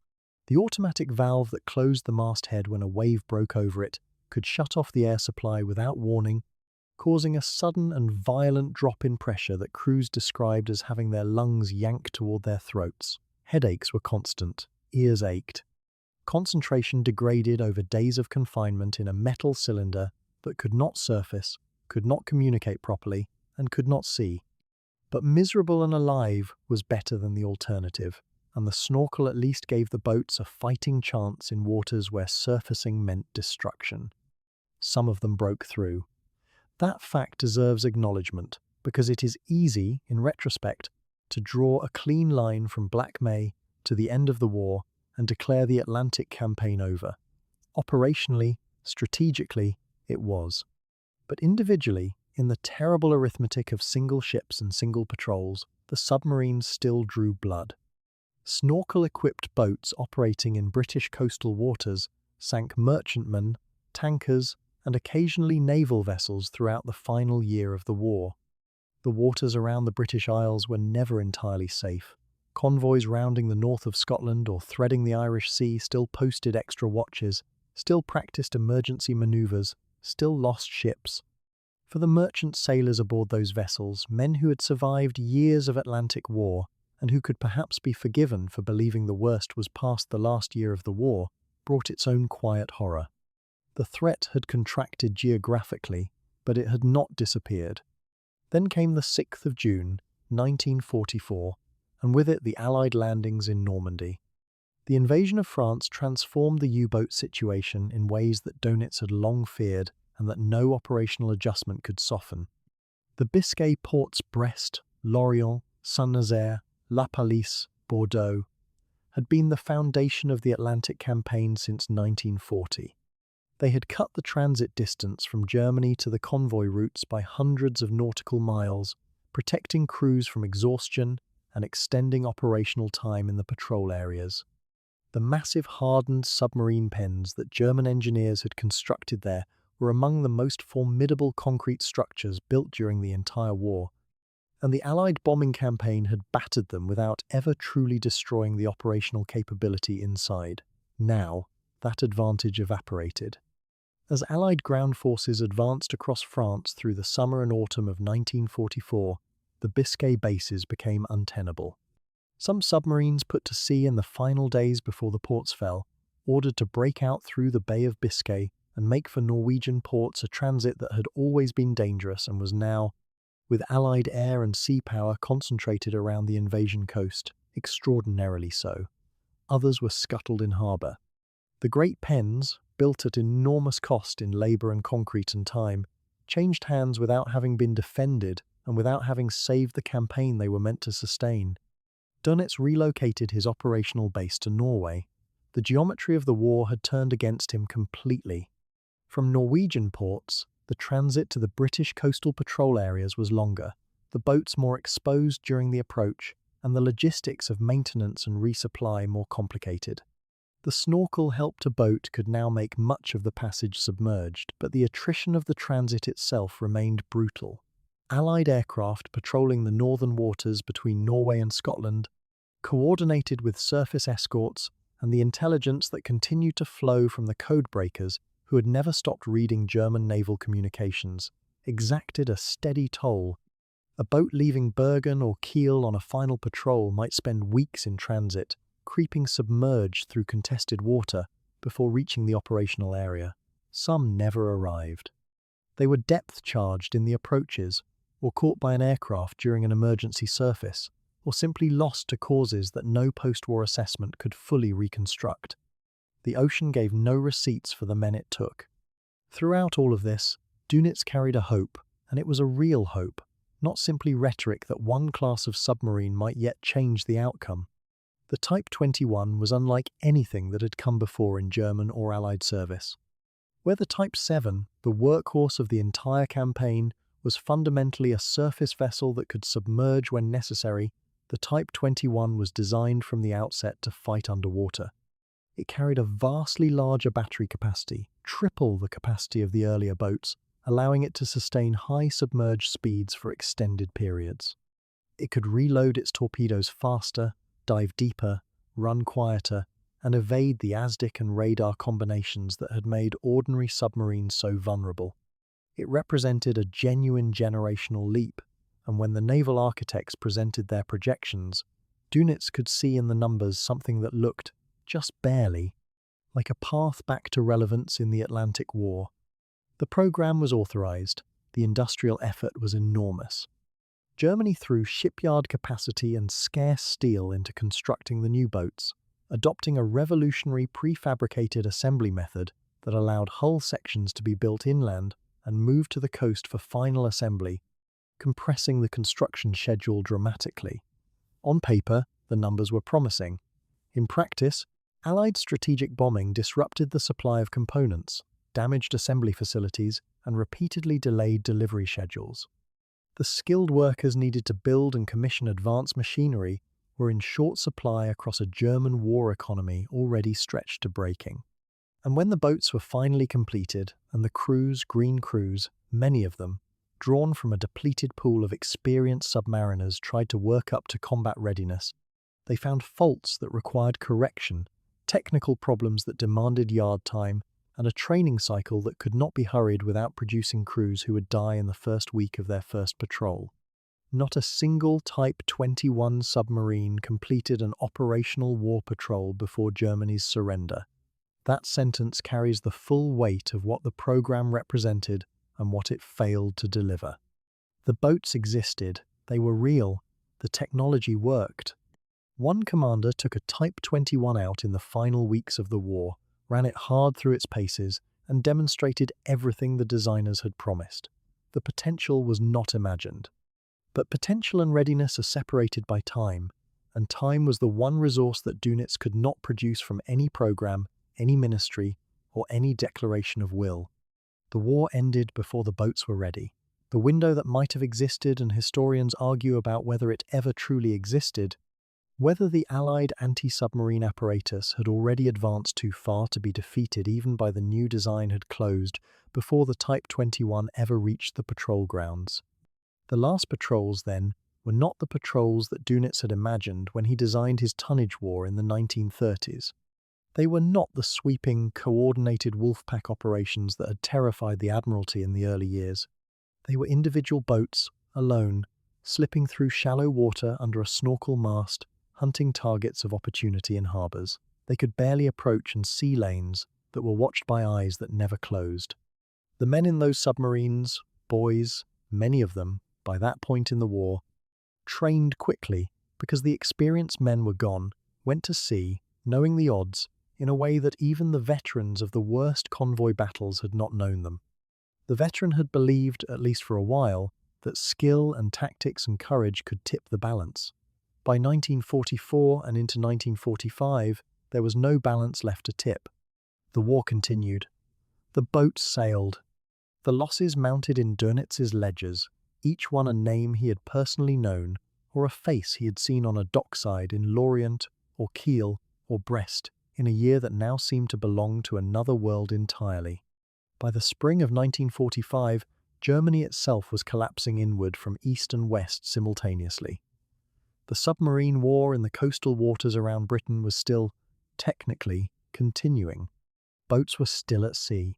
Some would still sink ships in the final weeks, adding names to the casualty lists of men who had survived nearly 6 years of war and did not survive its last days. But the campaign that Karl Dönitz had conceived as a strangling of British sea power, refined through the happy time and the wolf-pack battles of 1942, endured through the catastrophe of Black May, and sustained through every technological and tactical reversal that followed that campaign, was finished. It had been finished for nearly 2 years. What remained was not strategy. What remained was the momentum of a machine that had not yet been told to stop, and men too disciplined, too trained, and perhaps too exhausted to imagine what stopping looked like. On the last day of April, 1945, in the concrete depths beneath the Reich Chancellery, Adolf Hitler put a pistol to his head. Before he did, he signed a testament naming Karl Dönitz as his successor, not Goering, not Himmler, not any of the party ideologues who had surrounded him for years, but the Grand Admiral. The choice was partly practical and partly symbolic. Dönitz had remained, to the last, a man Hitler trusted to fight without question and command without wavering. What Hitler perhaps did not fully calculate was that the man he chose was also one of the few senior figures left in the collapsing Reich who still understood, with cold professional clarity, that the war was finished. Dönitz received word of his appointment by radio signal on the 1st of May, 1945, at his headquarters in Plön, in the northernmost reaches of Germany. He had perhaps 48 hours to decide what to do with a nation in ruins, an army dissolving in the field, and a Soviet force closing from the east at a pace that left almost no time at all. The only real question remaining was not whether Germany would surrender, but how, and to whom, and in what sequence. For 23 days, Karl Dönitz functioned as head of state of what historians sometimes call the Flensburg government, a phantom authority operating from a naval base near the Danish border, issuing orders that fewer and fewer people obeyed, presiding over a country that had already, in every meaningful sense, ceased to exist. It was not a government in any real sense. It had no territory it controlled, no economy, no coherent military structure. What it had was a single urgent purpose that Dönitz prosecuted with everything he had left. He wanted German soldiers and civilians to surrender to the Western Allies rather than fall into Soviet hands. The distinction was not academic. The Eastern Front had spent years in a mutual savagery that left no one on the German side with any illusion about what Soviet captivity meant for hundreds of thousands of men. Dönitz used every remaining hour of the Flensburg government's existence to negotiate partial surrenders, to keep corridors open, and to move people west. It was the final operational campaign of a naval officer who had spent his entire professional life thinking in terms of transit routes and time. The unconditional surrender of all German forces came into effect in the early hours of the 8th of May, 1945, at 1 minute past midnight. Dönitz had fought to delay the effective date by even a few hours in order to extract more soldiers and civilians from the east. He was given almost nothing.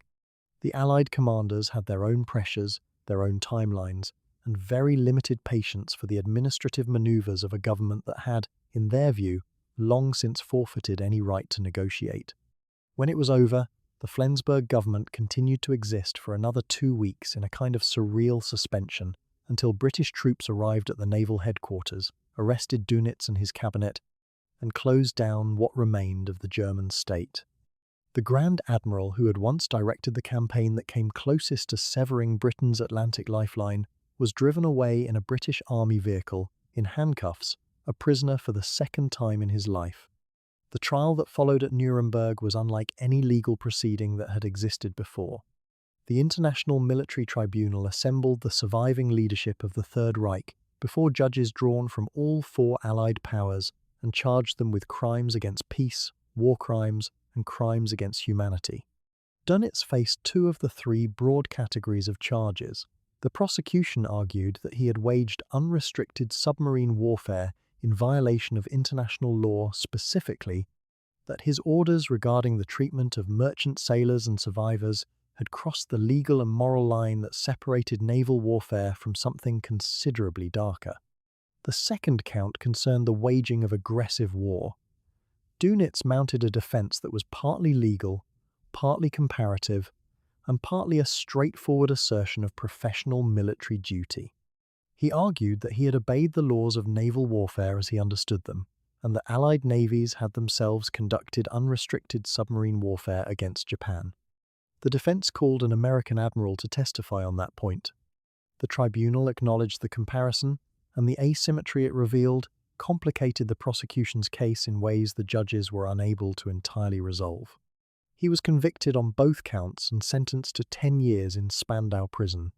The sentence was lighter than most of the others handed down at Nuremberg, and some legal scholars have argued about it ever since. The tribunal chose not to impose a sentence for his direction of the submarine campaign itself, in part because of the acknowledged parallels with Allied Pacific operations. The convictions that stood related more to his role in the broader apparatus of aggressive war than to specific conduct of the Atlantic campaign. He was released from Spandau in the autumn of 1956, having served his full sentence. He was 65 years old. He spent the remaining decades of his life writing memoirs, corresponding with former submariners, and defending both his professional record and his conduct with the stubborn consistency of a man who had decided long ago what he believed and saw no reason to revise it. He died in the winter of 1980 at the age of 89. What he left behind, beyond the personal biography, is one of the most studied strategic campaigns in modern military history. Historians and naval analysts have returned to the Atlantic battle again and again, not merely because of its scale, but because of what it reveals about the conditions under which a materially inferior force can threaten, and very nearly defeat, a substantially more powerful one. The margin was real. There was a period in 1942 when Allied monthly shipping losses were running at a rate that, had it continued, would have outpaced replacement capacity and begun a compounding deficit in available tonnage. The arithmetic was genuinely close.